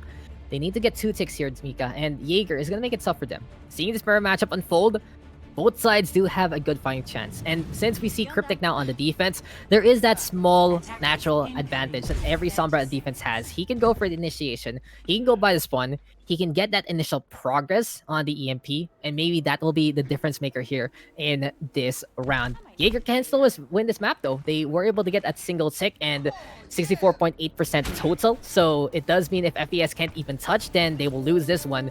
So it's all up to Jaeger to prove that they can hold the lines here, and this is going to be FPS looking to play that we'll play the same mirror composition, and we'll do it again. That's right. Speaking of mirror composition over here, between the Reaper battling Sino and Lil, you actually see Sino come out on top a lot more, but Lil is just utilizing those death blossoms so much better. You're just getting all those team kills, and he knows the right targets to use. Yeah, Jaeger though playing very, very close. They're really holding the entranceway of the market so far and making sure the bargain bin prices here on Temple of Anubis will not be in favor of FPS whatsoever. Cryptic also shutting down Satchok first. That's a big one here for Jaeger. A big target for a Sombra. Yum yum on that EMP charge. And for now, Jaeger holding the line. setting FES back. But FES does have a little more time in the back, so they can take their time in this clash. That's right. No need to rush. They can hang back, make sure that they charge the ultimates properly, make sure that they, don't get those frags, that they don't trickle in. We don't want any stragglers over here on the side of FES if they want to win this map. Cryptic though, gonna be keeping an eye out. He's close to that EMP already. Ayako in the meantime, close to Coalescence, but Akame will get his first after all that sustained. Rax though with a kill on Casino this time, and Cryptic with the EMP will get 5. Jaeger now the opportunity to go for the push. Primal Rage is there, and this is Jaeger looking to go for the cleanup, but FES doing an amazing job of holding the lines on the inside, even though that was a big EMP from Cryptic. Jaeger has to disengage with Assyria, too late to get the hell out of there, and here comes the EMP right now, but it's still Helios getting the self-destruct in time, but Rax deciding that he will be making a show by the fountain here. The waters of life gonna be float with the blood of Jaeger here as FPS is on the point, getting the cleanup. Helios and Sino looking for a last chance to try and survive and hold the line for the sound barrier to shut this down. There we go with a hack as well, and Far East Society is looking closer and closer to a 3-0 as they will take the win here on Temple of Anubis. Oh, wonderful match over there. I mean, we saw this nice dynamic ongoing. We saw them, teasing each other a little bit, that little peekaboo game that they were playing over there on Anubis. But in the end, Far East Society, my gosh, what a well-oiled machine. They just knew exactly what to do. And not once do you feel like this team is panicking, actually. They know exactly what they need to do. And you know what, let's talk about that last double EMP battle over there with Soggy and Cryptic. I mean, over here in Helios, I mean, it's been the story of this game, in all honesty. And with FES taking this 2-0 lead, they're just one away from the sweep. But Jaeger is always making work from them. But the real fact of the matter is, Cryptic versus Soggy has been the biggest duel. We talked about it pre-game, right? That might be Sino versus Rax. No, it's really been the Sombra battle. And he, I made a commandment there. He who gets the biggest EMP gonna allow his team to win that game. But actually, it was broken there on the last part of Temple of Anubis. But more or less, that's really the story of this game.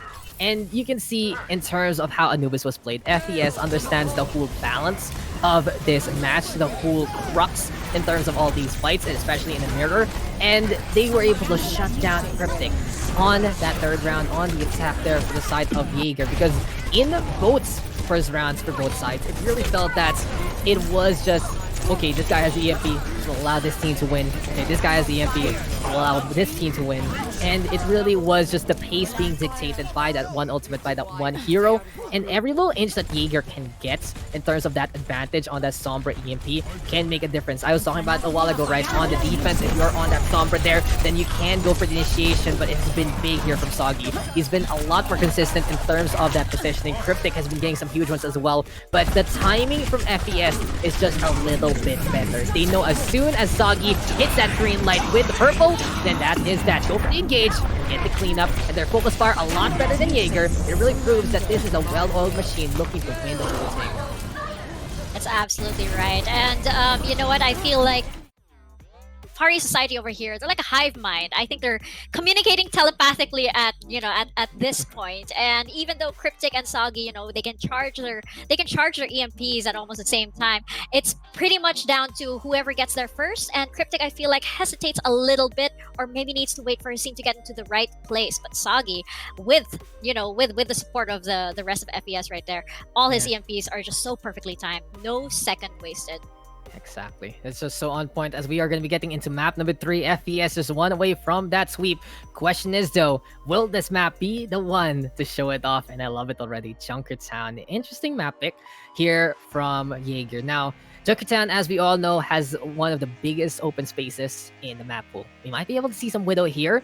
And we saw a duel for FES on this map with Rax, I believe, against Ancient. Was it in Val Angel? I can't really remember myself, but True, I remember FES loving to play that Widowmaker. And then Jaeger, in the meantime, they like to play that Ashe. So is this going to work out in favor of FES if we see Rax run that Widow? Or will we just say that, okay, whatever, let's just go back to that composition that we've seen all throughout this match? As we get into Junkertown, we'll find out those answers. And those decrees, you can add one more. EMP is queen of this game, but FES now up by 2. They are on the attack first, looking to set the tempo. Jaeger, in the meantime, if they want to go for their own reverse sweep, they have to start it here and now.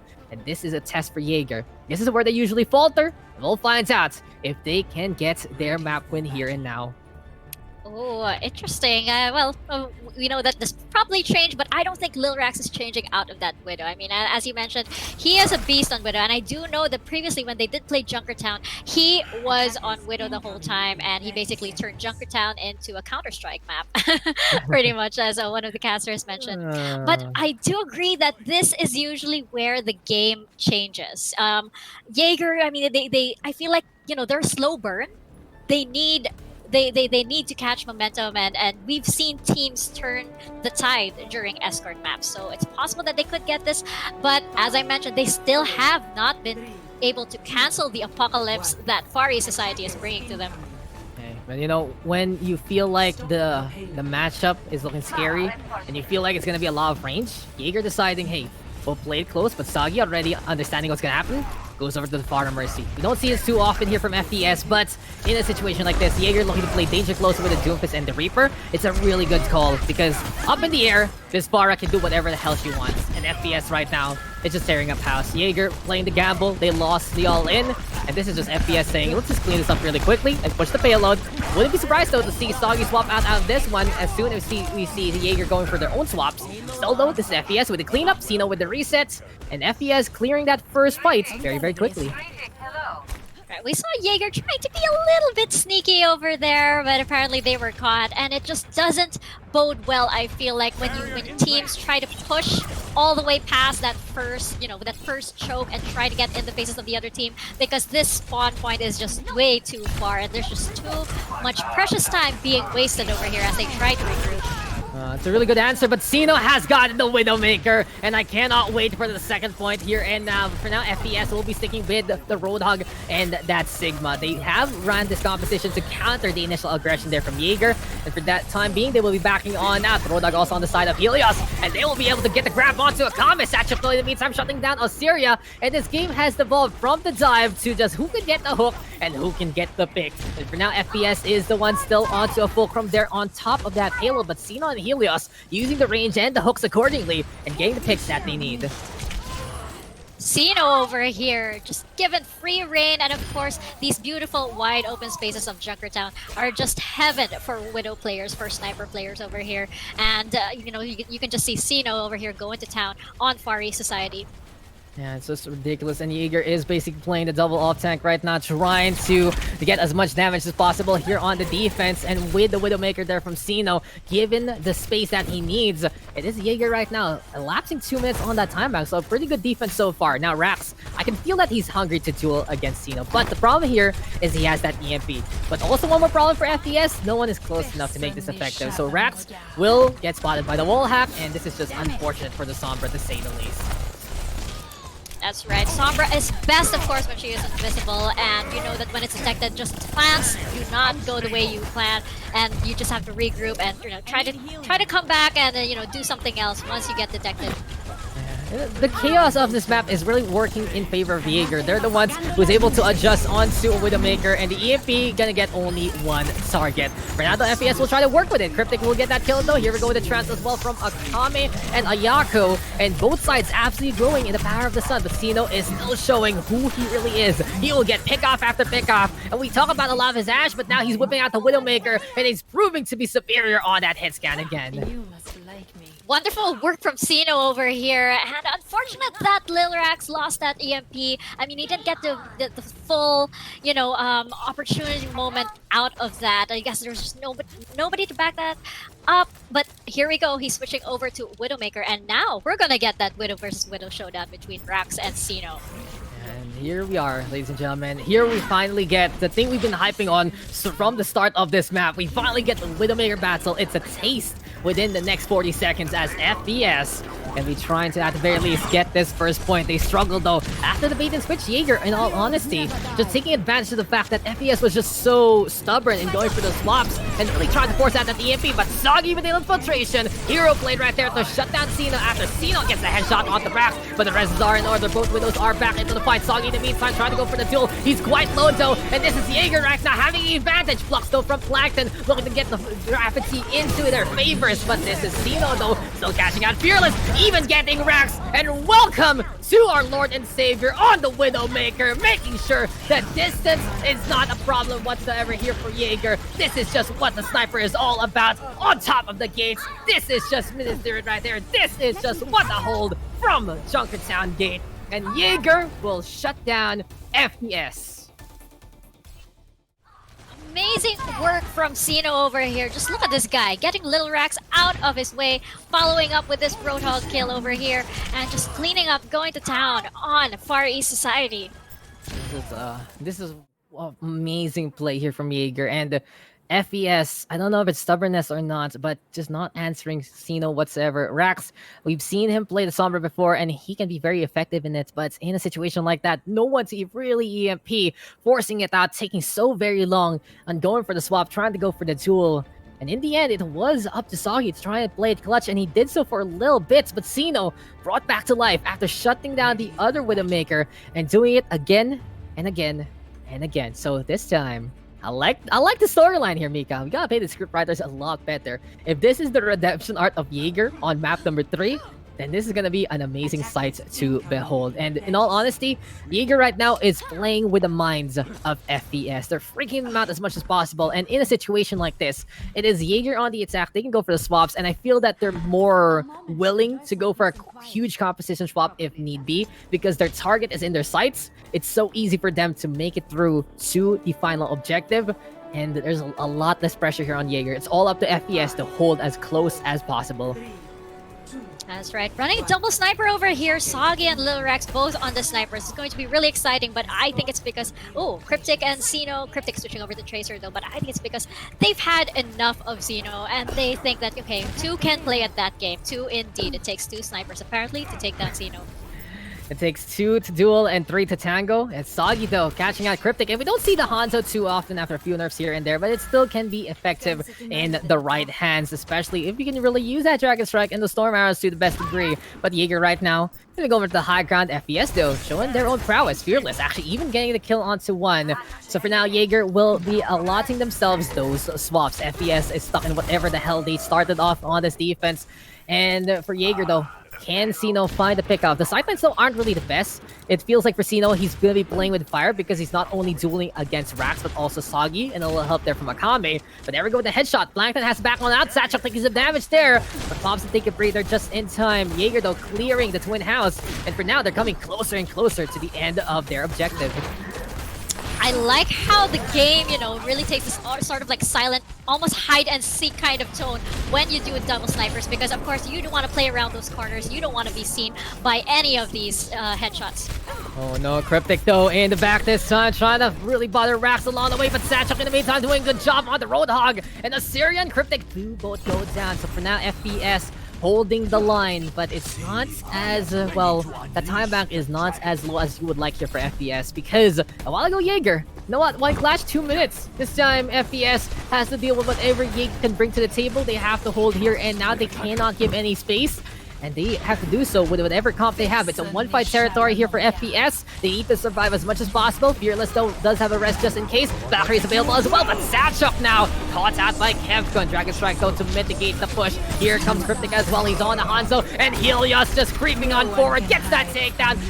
Guys, when you see some giant monsters, they can be scary, but they can also be kind. But this time, Jaeger is bearing their fans. They're looking for this third map. They're trying to get the shutdown every single play. Sino right now getting the best angle he can. He sees Rax, but it's Kevkun getting that kill, and Jaeger will prove that they are not done yet. We will see them take the win on map number 3. It's a miracle here on Junkertown, and what a mind game we just saw on that map. Absolutely. I actually didn't think that I would see Rax kind of like hide a little bit from Xeno, but it just goes to show the prowess of Xeno on the DPS. I mean, that was amazing how he was basically carrying the team over there. Apocalypse cancelled thanks to Jaeger. From afar, you just go for the snipe and you go for the bang. And it's just ridiculous there from Xeno. He took the high ground. He got every single shot to count. He even won the duel against Rax, who had the barrier in the pocket, I believe. So it just goes to show that for Jaeger, this is a team with a lot of potential. You can never sleep on Jaeger no matter what. The results have been lackluster on paper. But when you get down to the nitty-gritty, when you actually watch the games, you know that, come on, why is the team always losing. There's so much depth, there's so much potential, and they can fight against the best of the best. And right now, they take a map away from FES. True, the freakiest of all ways. In all honesty, that was just a psych out there for FES, and FES refusing to swap accordingly. You saw Sombra? How many did he get with that EMP? 1. And it didn't even matter because the D was already flying on away. We talked about the EMP battle being such a big part of this matchup, and it really just goes to show. It really just goes to show that for Jaeger, they can whip something out more comfortable when they don't have to duel in terms of the meta, and they're able to make it happen. That's right. And it actually really is, beautiful when you see them in their prime. You actually saw, I mentioned how calm and collected Far East Society was for the first 2 maps. But, suddenly on this map, you kind of saw them falter a little bit. You saw them second guess themselves. You saw a little bit of the hero swaps back and forth here and there. And you know that they're trying out this thing. They know it's not working. And they're not sure what to do. So that's not something that you see a lot from a team that is as experienced and has as many contenders players as Far East Society. Yeah, and a little too stubborn, but we are going to be getting into, well, something that everyone is familiar with. We are going to be getting back into hybrid, and let's play a guessing game, Mika. What's map number 4? It's King's Row. There you go. A favorite, of course, yes. What a surprise, King's Row. I honestly thought we'd get them Bonnie. But no, King's Row is the way to go. And the thing about it is both FES and Jaeger have proven to be strong on a map like this. But Jaeger, still the struggles are there on the hybrid map type, and maybe it's really just about that experience on all the other teams who've been practicing, and FES is one team that is no slouch whatsoever. They got those first 2 wins very close, but Jaeger in the meantime is just like, we'll flip the script, we'll change it up, and we are gonna go for a complete shutout there on Junkertown. But here on King's Row, it's going to be interesting. I do expect to see the same kind of comp we saw on the first 2 maps. There will be some tries on the hit scan, of course, as well. And they might be able to go for a damage-based composition. But when the going gets tough, when one side decides, okay, it's Sombra Reaper time, then the other one has to follow suit. Absolutely. I think we're going to see a sort of like a callback to all of the other plays that we've been seeing so far. We're going to see that race to whoever can get that Sombra, so that's that EMP up first, and who can use it first. And then we're going to see, I guess, Lil Rax and Zeno continue their Widow battle over here all the way onto the streets of London. Hopefully. But I really don't expect it, in all honesty. Junkertown was an exception to that rule. When you see Junkertown, okay, Widow time, Sniper time. And you even saw that double sniper that you don't see in any other map besides that. Here on King's Row, it feels like it's more cookie cutter, Mika. And hey, when we see something established like that, and when both teams can emulate really well, we might just see the mirror matchup unfold yet again. But this is all about trying to go for predictions. We'll find out soon. If Jaeger feels confident enough, go for those entry, especially when Sino decides, okay, guys, I'm feeling it. I have the heat under my palms. I'm all ready to go. My hand warmers have been very effective, and I can just shoot anyone who gets in my sightlines. And King's Row first point, King's Row second. There's some really good angles that even on the third, so maybe it can work. Yash also effective with the dynamite, but we are gonna see how this is all gonna unfold. Can FES get crowned this victory? Or will Jaeger be able to get another one back and go for their own kind of reverse sweep storyline? But here we are, defense here for FES. First, Jaeger on the attack. 1 point on Jaeger's side after the win there on Junkertown, but the FES with that buffer onto 2. The question is though, Mika, is the first 2 maps cursed against Jaeger? Is there a hex happening that I don't know? If you win the first 2, you get reverse swept. Is that the storyline of this tournament? We'll find out though, if that is the case here on King's Row. I told you. It's a slow burn for them. They need to warm up. I guess their neural handshake hasn't quite, synced up just yet. But now, of course, it has. So we're gonna see if this, fully warmed up, fully engaged Jaeger can now stand up to Far East Society on this map. Yeah, it really is. And here we go with FES. They decide, okay, we've been winning with Sombra Reaper. We will force them to play Sombra Reaper. This is the plan. And if they don't respect that, they will just get destroyed along the way. But Jaeger, in the meantime, are they actually going to go for the Pharah here? Now, it makes a little bit sense against that Reaper, but Soggy can get that hack, as well as Black that can just fly up in the air. So a bit of a gamble here for Jaeger. They even have Osira's here signature ball. Elio's going to be on that Tifa, though, but they have to respect it. They have to understand what's going on. And here we are, mirror versus mirror, into King's Row. There you go. We're having that mirror match over there. I was a little bit worried over there because with the Pharah, I mean, Lil Rax has been known to take down Pharahs even though they're up in the air as a Reaper. Yeah, it's now time for FES though to try and hold the line. And yeah, we have seen it. We've seen some flyers really trying to get as much done. It's ridiculous here from both sides, but Cryptic with that first frag. Jaeger with a pretty good start here. At the very least, they will get the shutdown out the racks, preventing him from getting closer and closer to that Death Blossom. But speaking of closeness, it's both Soggy and Cryptic trying to get that EMP. Someone needs to touch though here for FPS. Plankton is the one to leap into the fray. Sachuk also trying to protect him. There we go. Biotic Orb Coalescence is held, but Akame is saying, okay guys, this fight is done. Let's go on back. Jaeger using that initial momentum from Junkertown, that confidence to just bum rush their way to victory here on the first points. Oh, because the plans changed midway. I feel like Far East Society didn't have enough time to, I guess, regroup on that point, and so much space was given, and they just realized it was a fight that they weren't willing. It was a risk they weren't willing to take, and a fight they weren't willing to engage in. Oh, and Jaeger doing even minute things better. They even get a spy check onto Soggy.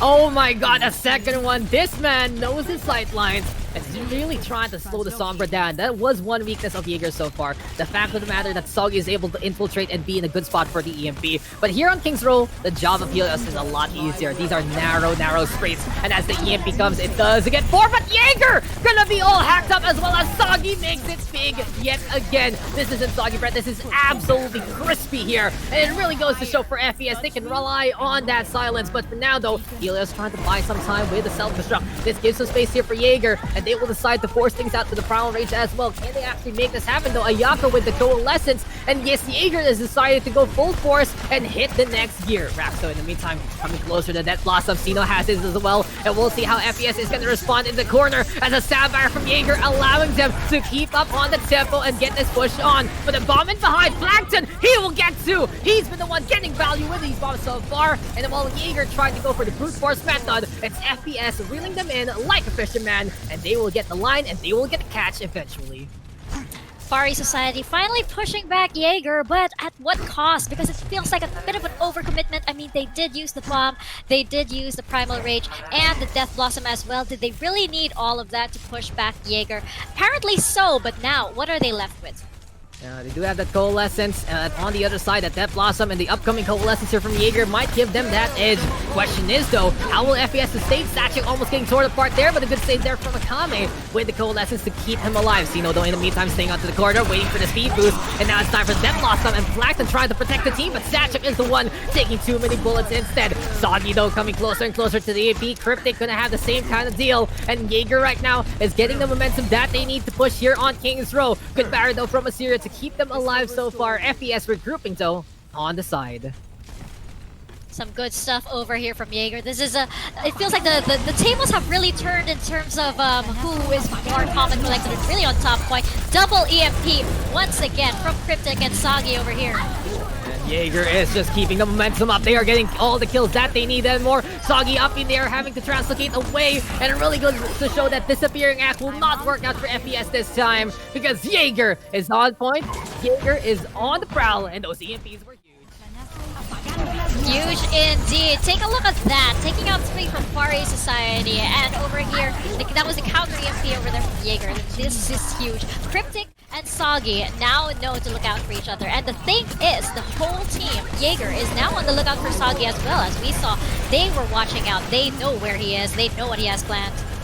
It's all about those duels there, and it really goes to show the Sombra difference from both sides. That Sombra gap is being the key points of this matchup yet again. Self-destruct though in order. Rax now with that Death Blossom, and FES again using 3 ultimates to try and hold the line. Jaeger is forcing a lot out of Far East Society, and sure, it is calculated here for FES, but you can see the cost of war, and you can see the cost that Jaeger is forcing on their opponents.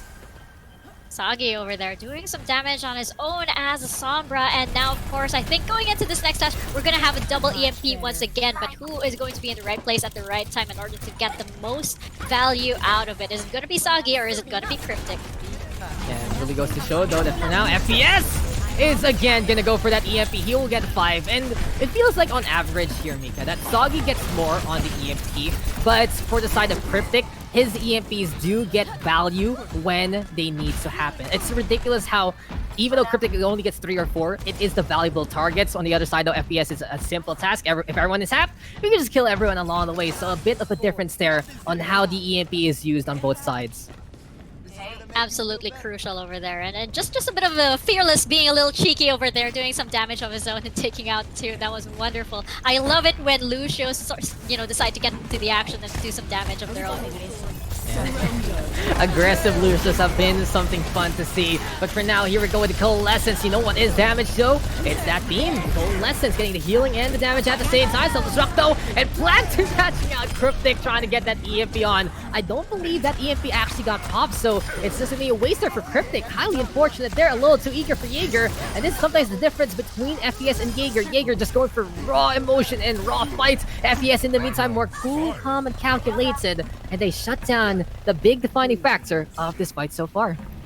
It's absolutely right. We can see that. We can see that when they suddenly get carried away by their momentum, by their energy. And we can see as well when things just start to fall out of sync because of that. Because they get too carried away. They end up not listening to each other. They end up falling out of sync. Whereas Fari Society, I think they're just this well-oiled machine. In comes the other EMP from Soggy over here, taking out Few from Jaeger. Yeah, Jaeger even going for the reset. They know this fight is over after Soggy makes it huge yet again. We haven't seen Jaeger though finally, they haven't really gotten the reset opportunity because FES cleans them up. But luckily this time they can just throw themselves off the cliff and go down into the abyss of the Forge. For now, FES with 3, make that 4 ultimates here. Jaeger in the meantime gonna have that bomb and the Death Blossom. So for Jaeger, they do need to make some space here for their 2 ults to make an impact. Right, and now we're gonna see Sino as well with the Death Blossom. We're gonna see if we can get the best value out of it, possibly after the self-destruct causes some distraction over here. Yeah, here comes Sino though, coming closer and closer with that Death Blossom. It seems like for Jaeger, they want to push with the Coalescence as well, waiting out Akame's own beam. And FES though, in the meantime, getting the hack on Sino. I like to hear from Soggy. He knows the priority target. He's making sure that this Death Blossom is going to go online at the right time. But Jaeger is by the payload, and Rax right now with the Death Blossom from above. Soggy though will get rid of the Moira. Here we go with the cleanup again. And FES proving their experience, holding the line on the 3rd points, and proving superior so far in this defense.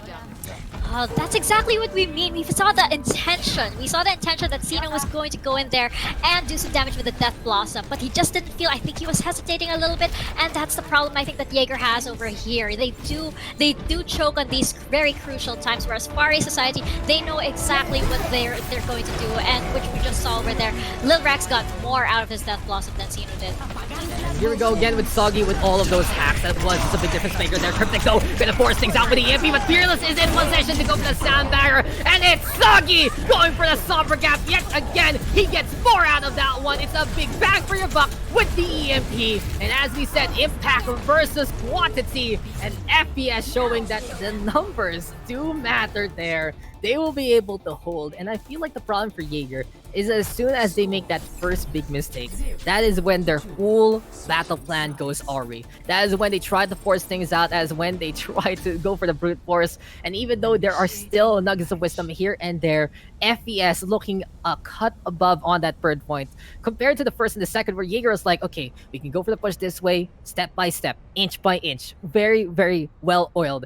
But on that 3rd point, as soon as we saw the Sombra get caught out by the bomb, everything changed there for Jaeger. The whole tempo of that match was in favor of FES, and this might be the whole bane of the Jaeger team. They need to get their head out of the clouds. They need to make sure they can reset themselves, and in a situation like this, they need to hold and prevent the full cap there from FES if they do want to force out a map number 5. It's absolutely right. You see this, but I feel like that's what makes Jaeger such a good team to root for, because you see all of this heart and passion that they have. You really see their struggle to fight, and you know that they can take it. You know that they have the skills and the abilities to be able to be one of the top teams. Things just haven't been working out in their favor, and I think it's because they have to balance, themselves well, compared to Far East Society. Yeah, it really is. They just need to find their center of minds. And in a case like this, FES though, on the attack, they feel like they can do this now. Rax though looking for a little bit of the entry here with the Widowmaker. Goes on back immediately to the Reaper, Akame onto the Moira. And here we go again with the mirror matchup. For me though, this is a pretty fun mirror matchup to watch out for, because both sides are really trying to get inch by inch against one another. And you can see it's always a ticking time bomb on both sides, Mika. That EMP really makes a big difference no matter what. As Soggy gonna get the hack onto Sino. Fearless still catching out Cryptic there. And this is gonna be good for FES because they shut down the Sombra immediately. Soggy can build a big back from this. And now it is gonna be Jaeger looking to disengage. They don't want to feed the Sombra that EMP. They don't want to get caught out here. And FES just getting taking a doormat approach from the other side, and Jaeger has to back on that, but they will go for the force instead. Ayako will go for the coalescence here. The aggression, the Fangs are still in favor of Jaeger so far. Can they hold though? That's the question. A comment with the coalescence as well. Everyone on the side of Jaeger quite low already, and Zeno gonna be going on down. Rax in the meantime though catching out Asteria, and FPS is taking this opportunity to say, hello sir, will I be able to get a kill? Oh, can I have some ult charge too? And look at that economy, 3 ults online, 2 more coming our way. FPS in a good spot for this push. Ayako over there, good try on the contest over there. Probably bought a few more seconds, but it looks like FES is just a powerhouse over here, and they're looking to push this all the way and take this final map, what might be a final map, that is, unless Jaeger can't pull themselves together, can't finally get their groove on. Yeah, and it feels like here between FPS and Jaeger, as the Sombras say hi to each other, it does have that small bomb difference that gives the edge here for FPS. Both Helios and Plankton have been doing a pretty good job on the DMs, but in the end, it's Plankton the one getting effective kills. And there we go, Soggy is in position, and that's it. That's the fight. So Mika, how was your day? This is pretty much another EMP here from Soggy that works out in the best degree. We've seen the script before, we've seen the story every single time, and it just goes to show that Soggy is just absolutely experienced at getting positioning right. Absolutely, it's really scary, and it's almost scary how much he can, get so much value out of this EMP. It's almost like you're guaranteed a team wipe every single time Soggy throws out that EMP, because the rest of his team is also equally as good in making sure that they follow up and the clean crew is present to reap the benefits of that. You know, the thing is, Soggy is spoiling us here, Mika. He's giving us a completely different bar on that Sombra, and now we should expect 5 and 6 man EMPs every single time from every single team. But Helios finally hearing all the cries from Jaeger, the audience, and even us. He gets a bomb kill there, slowing things down, even getting rid of Sadshock, and the DB difference gonna get mitigated there for that fight. Good pickup there from Helios. Jaeger right now holding on to the last part of that second point, but FPS should be happy about that one. They will be able to regroup yet again and go for another duel with 4 ultimates online, but Cryptic is holding on to that EMP. Cryptic over here being Far East Society's, Jaeger's very own support side reporter, making sure that he sees everybody, and he's probably going to go down for that EMP, just like they said. Right. Courtside reporting, something you love to do, but Ayako is loving the beam again. Raxo in the meantime, gonna get the shutdown. You will get shut down as it's time for Sino for catch out Satchel as well. Jaeger playing the aggression, but that was a lot used up there by Jaeger. They went for the DB when it went for that EMP, even the coalescence, and FPS trying to answer back, but now the facts do align here for FPS. They have 3 ults ready to go, and Soggy is again in position. Will we get the repeat? Oh, he gets caught a little bit, and everyone is looking on the round, and Soggy will get 4. Is FPS in position for that one? Yes, they are! They will get 2 so far. FPS quickly regrouping, getting those takedowns, and it really is a blink and you'll miss it in terms of the speed of FPS. They always react in time, and they will clean up the second point accordingly. Absolutely, that was 2 in a row over there, and it looks like it's going to be smooth sailing as Jaeger tries to regroup. I think that's the problem with Jaeger. We see a lot of moments where they do tend to overcommit. There is that, there is that bit of emotion that gets the better of them over here, and as you know, we do have to have a clear head once you get into these crunch time moments, and I think that's where Far East Society's experience is really, really showing, because as we mentioned before, this is where they thrive. This is their moment. They know this. It's a competitive scene. They have been in this scene for so long, so this is their natural habitat. And this is looking to be it. FPS looking absolutely decisive with their ultimates yet again. And Far East Society getting closer and closer to that victory. It really feels like celebrations are in order, because this is the push happening here for FPS. They've been proving they want to be the best team in the Pacific region, and they're gonna try to do it right now. Standby though from Kevcon to try to keep things alive, but Soggy is in position again for the EMP. And every single time, it's oh so juicy here from FPS. They even get the hack onto the Winston there, shutting down any cancel flips from the Primal Rage, and even the Death Blossom can't do anything against the powerhouse, against FPS. In a more standard fanfare, FPS is the king, and that is gonna be that. They will be crowned to get that victory. Huge EMPs again from Soggy, and it really just goes to show Far East Society is a team to look out for, and they might be a standard into the meta as well. Jaeger though experiencing a good comeback on that third map, but it's still the FPS show at the end of the day. And that was an amazing moment. Just, rewinding back a couple of seconds. Sagi knew that Cryptic was there, right beside the payload, was able to take him out. And Cryptic did have that EMP ready. So again, it was down to who could use it first. The answer was Sagi, and the answer was Far East Society.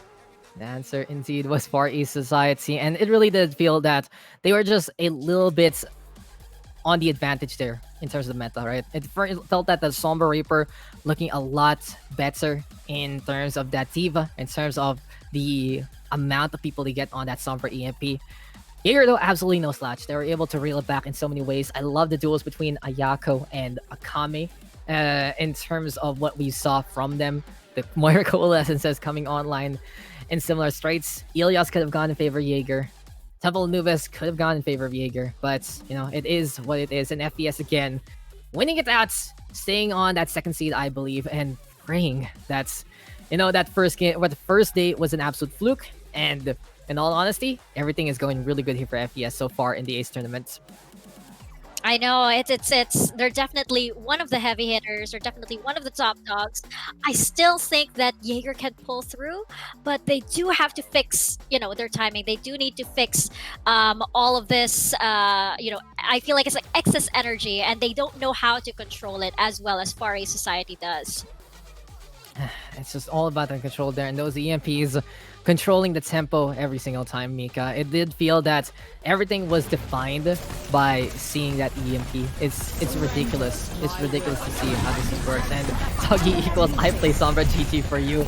It did feel that way. There was even at a point where, okay, he's in position. Mika, we all know what's gonna happen, and Jaeger just walks into it. It does feel that in a matchup like this, Jaeger understands that, okay, we have to play close, but they don't really do anything in a way to answer back. Sure, there are times that Kevin goes for the hide, but more often than not, Sagi is just in position to catch out Kevin, prevent that sound barrier from coming. And as you can see from all these examples, that is really that's there for Far East Society. Getting that many members at that single time makes a big difference compared to what Jaeger has done. Cryptic, as we said, impactful on who he goes on.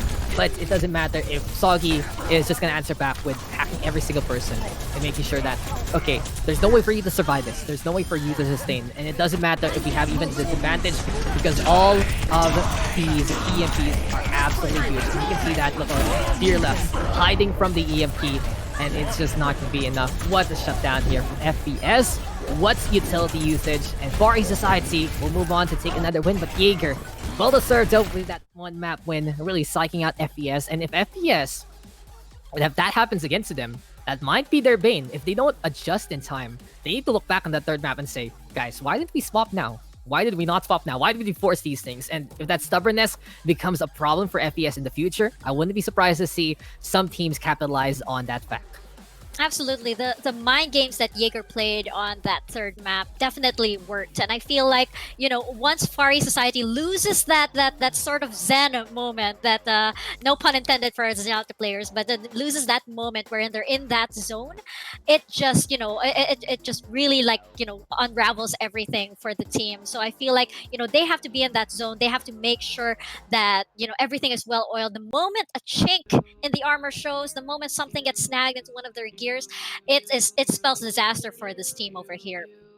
Yeah, it's an amazing show, and it really just does prove that it was a good effort overall, and it just felt like the whole tempo was in favor of FES at the end of the day. And hey, can't really go wrong with that. It was a great showing though, and I did love every little bit of it. Gotta give absolutely big props to Jaeger so far. It just felt that everything was working out in favor of FPS though, but Jaeger was always there to answer back. 1-6 though, unfortunately for Jaeger.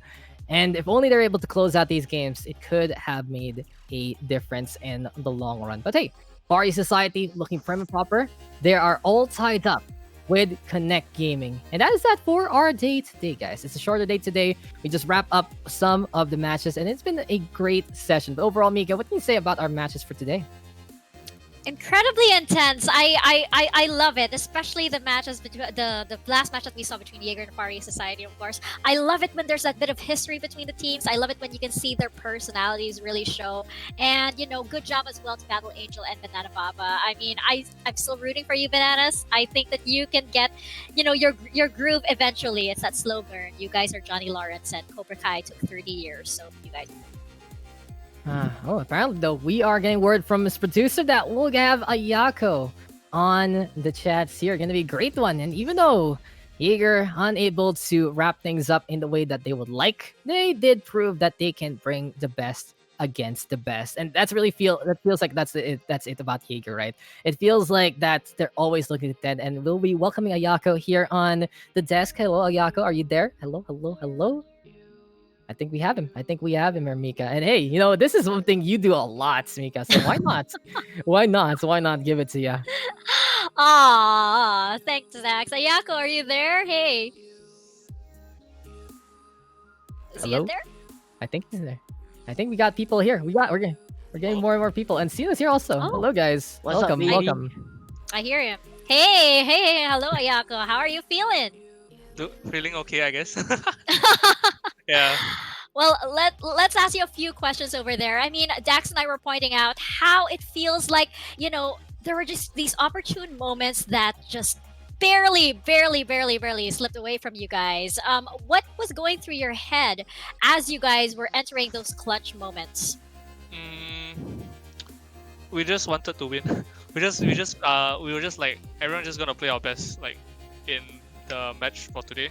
Like we didn't really have a specific plan in mind because like eventually we still played a team comp where we did not practice.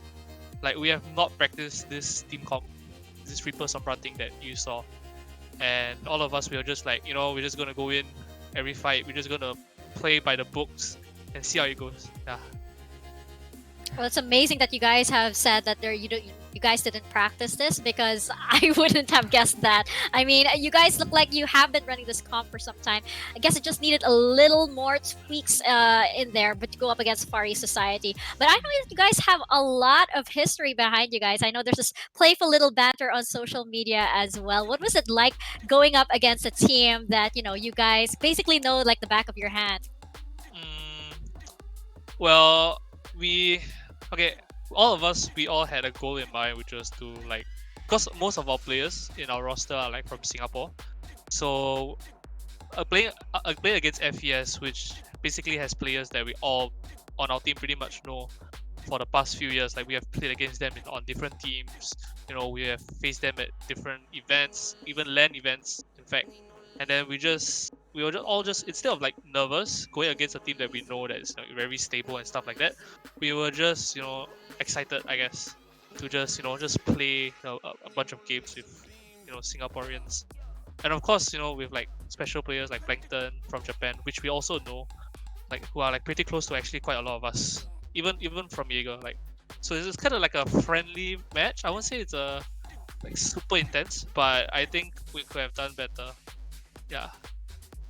And speaking of doing better, it feels like Jaeger has these moments of brilliance where you guys are really on top, and there are just these little events or just these little moments that suddenly throw a chink in your armor, so to say. So what do you guys think that you have to do in order to sort of like fix this current strategy? What are you guys going to do to regroup?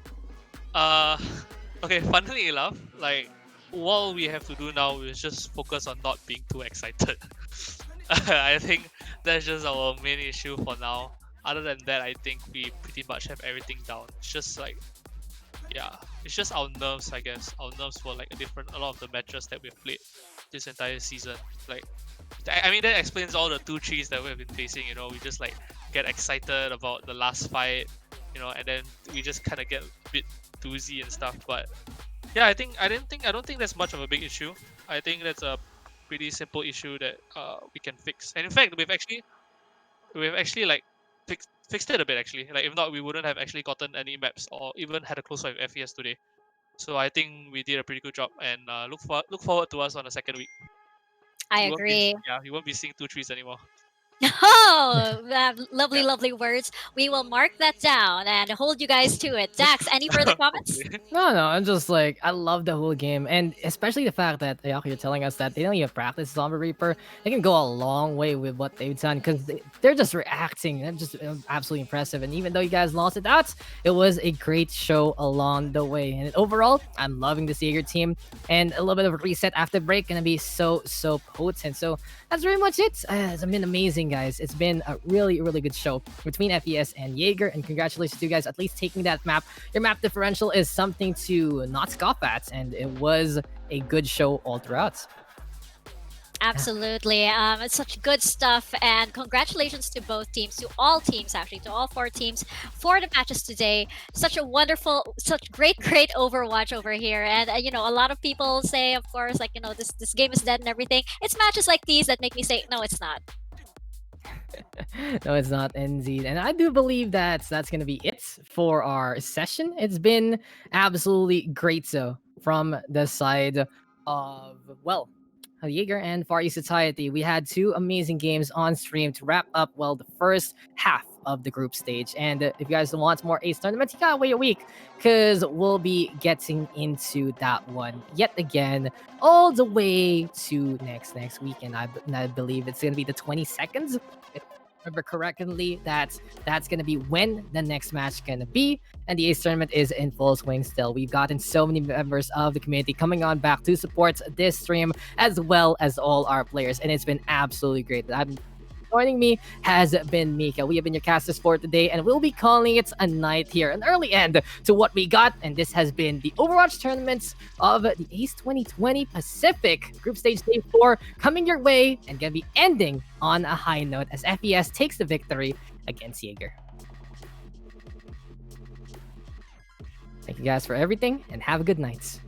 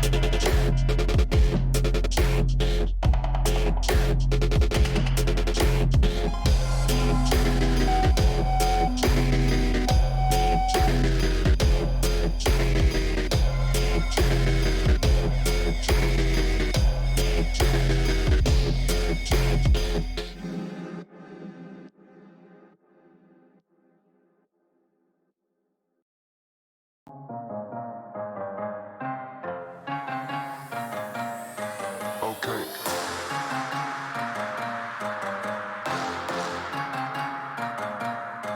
Okay.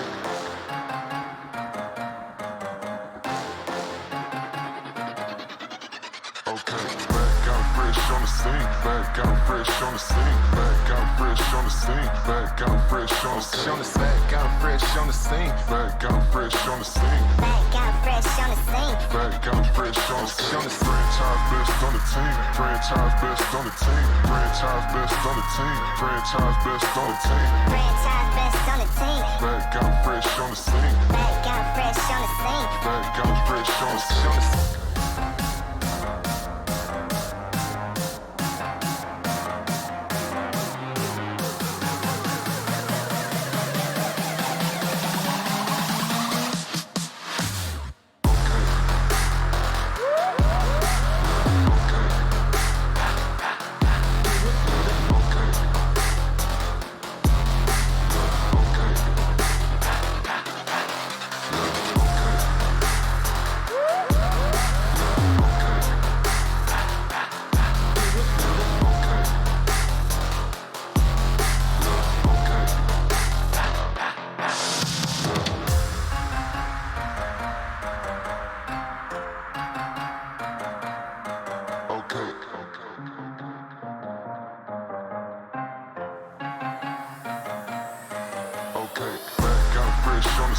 Back out fresh on the scene. Back out fresh on the scene. Back out fresh on the scene. Back out fresh on the scene. Back out fresh on the scene. Back out fresh on the scene. Back out fresh on the scene. Back out fresh on the scene. Franchise best on the team. Franchise best on the team. Franchise best on the team. Franchise best on the team. Franchise best on the team. Back out fresh on the scene. Back out fresh on the scene. Back out fresh on the scene.